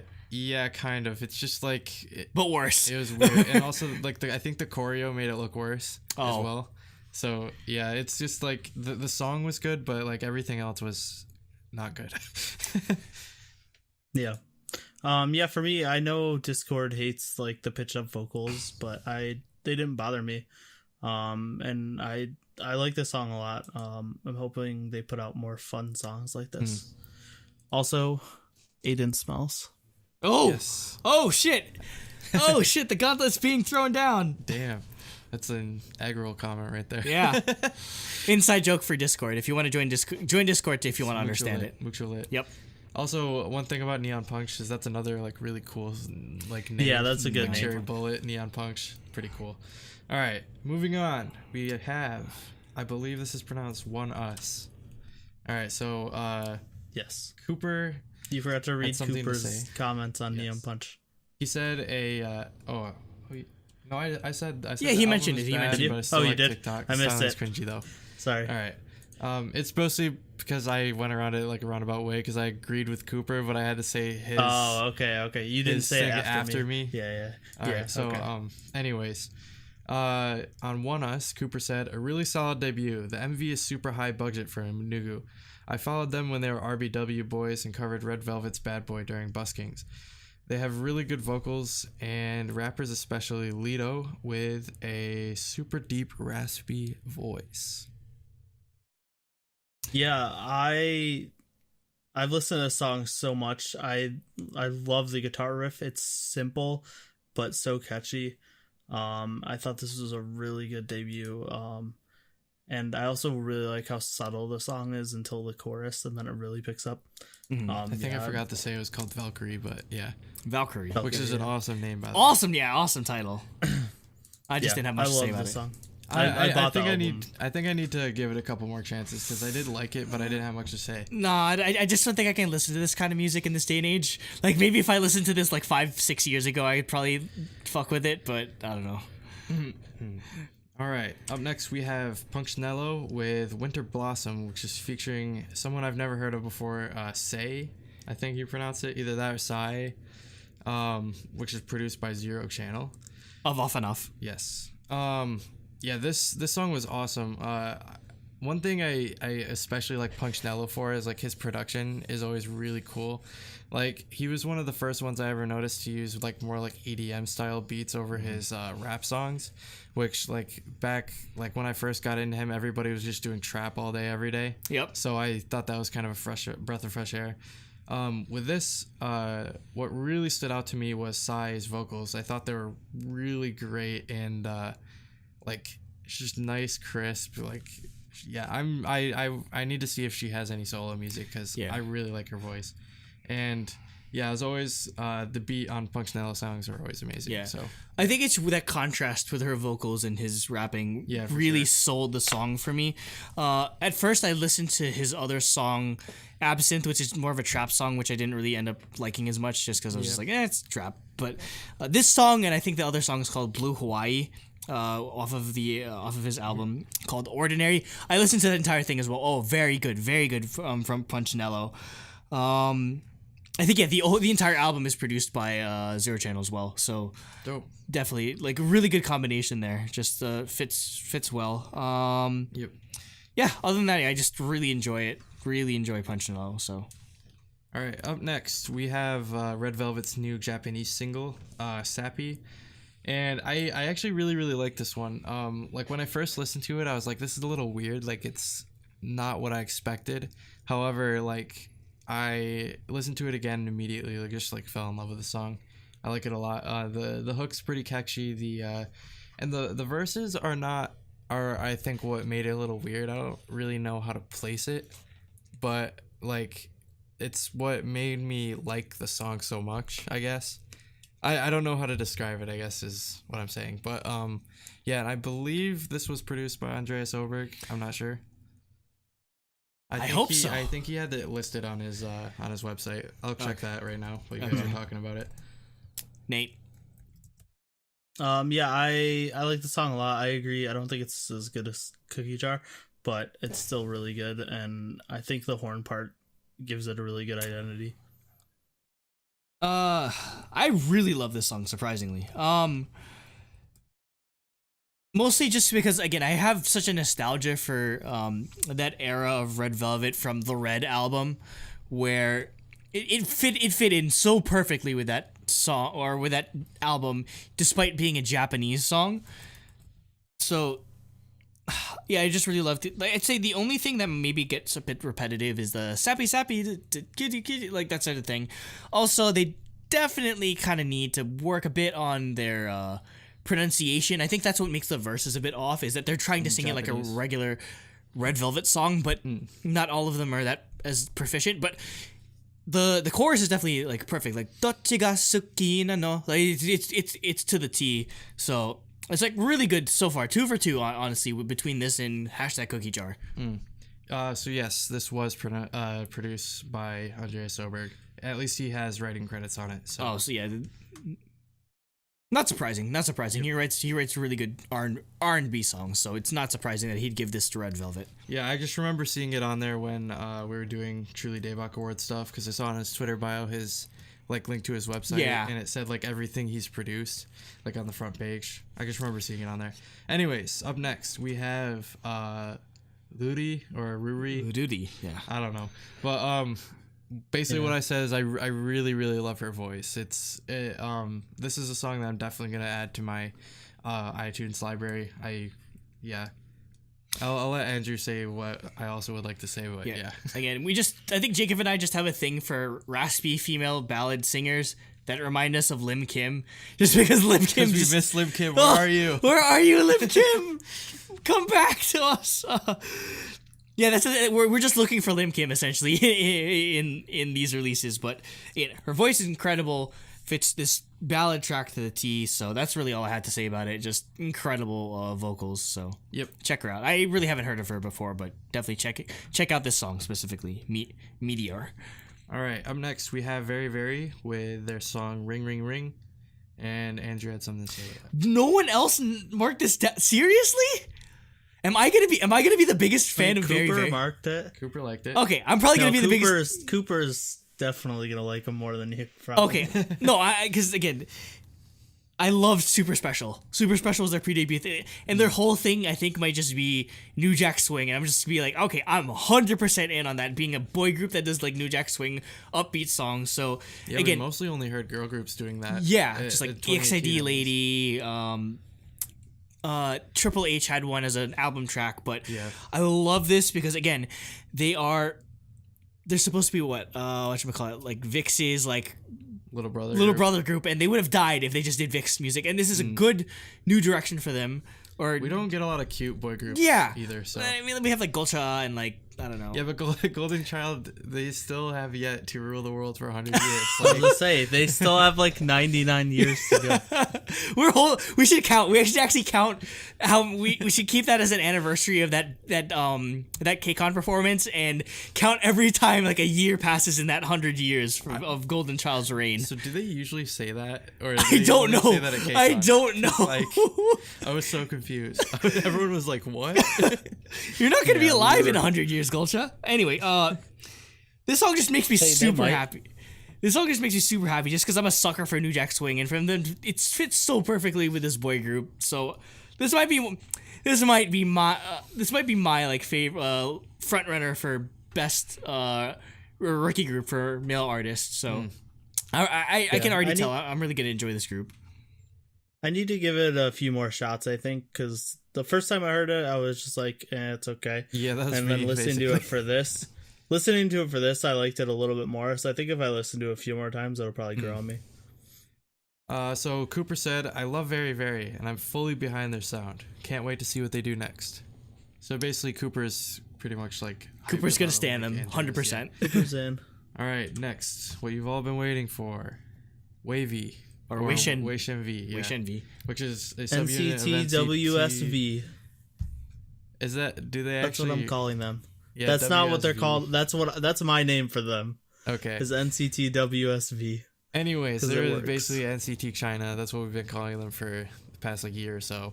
But yeah, like this is a completely different style song from what I was expecting. The song's called Dream Launch, by the way. Yeah, Dream We're Launch not is talking the about song. regular. Right. But yeah, it's a completely different style from what I was expecting from WayV. Like I was expecting them to do like more of a 127 style, like super edgy song, but more like for the Chinese market. But yeah, I really enjoyed it. I thought the vocals were nice, and the song is like to put it simply, just nice, easy, feel good listening type of song. I liked it a lot. Nate. Yeah, I didn't expect this at all either, like Jacob said. Especially when they're like the music video they did was regular, so like I didn't expect the new song on the album to be such a like just a completely different sound. And I'm really excited for the original music from them. The vocals in this song are so good, and it's not just because I'm a 10 bias. Yeah, it's not just because we love 10. Like even I thought the vocals on this were incredible.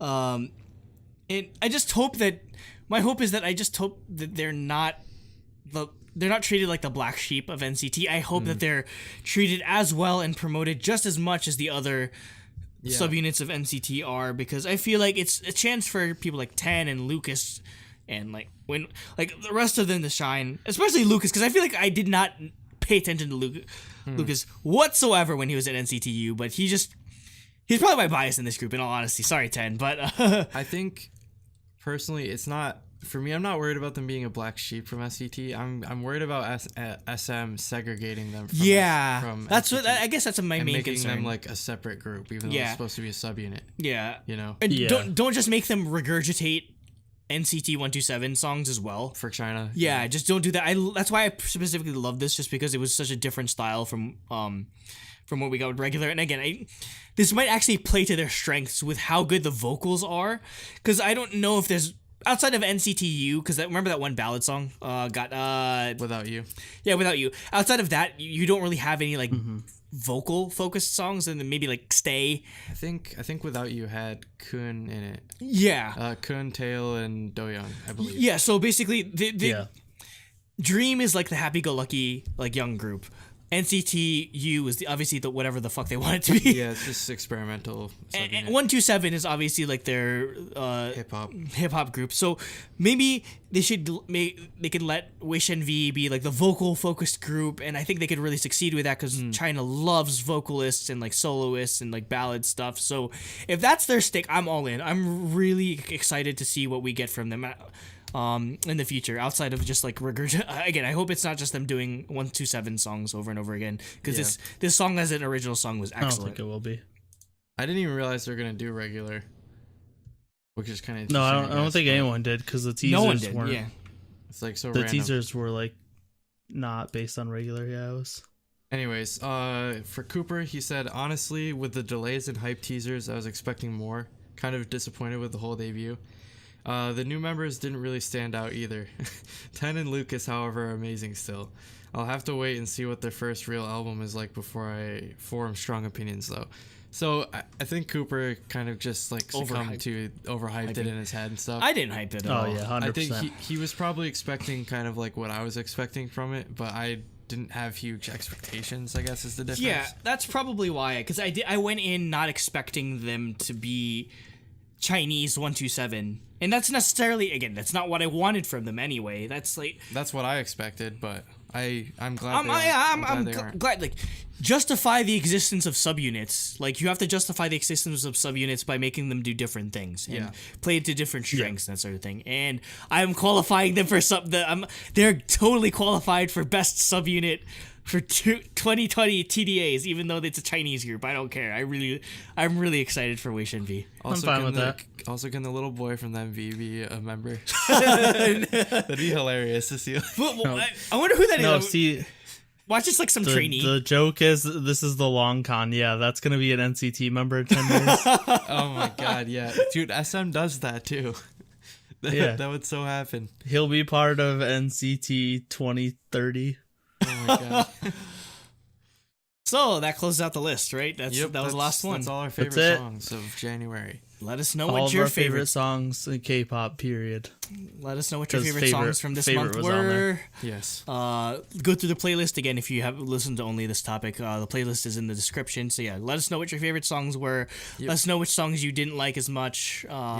Definitely just let us know what, or if there's anything we missed. Obviously, just put it in the comments below and we'll check it out. Obviously, we'll give our comments. Yep. Join Discord. And tell we'll us- chill it. Yeah. Tell us who you think smells in Discord. No, please don't. Please don't. I want that trend to die. It's so dumb.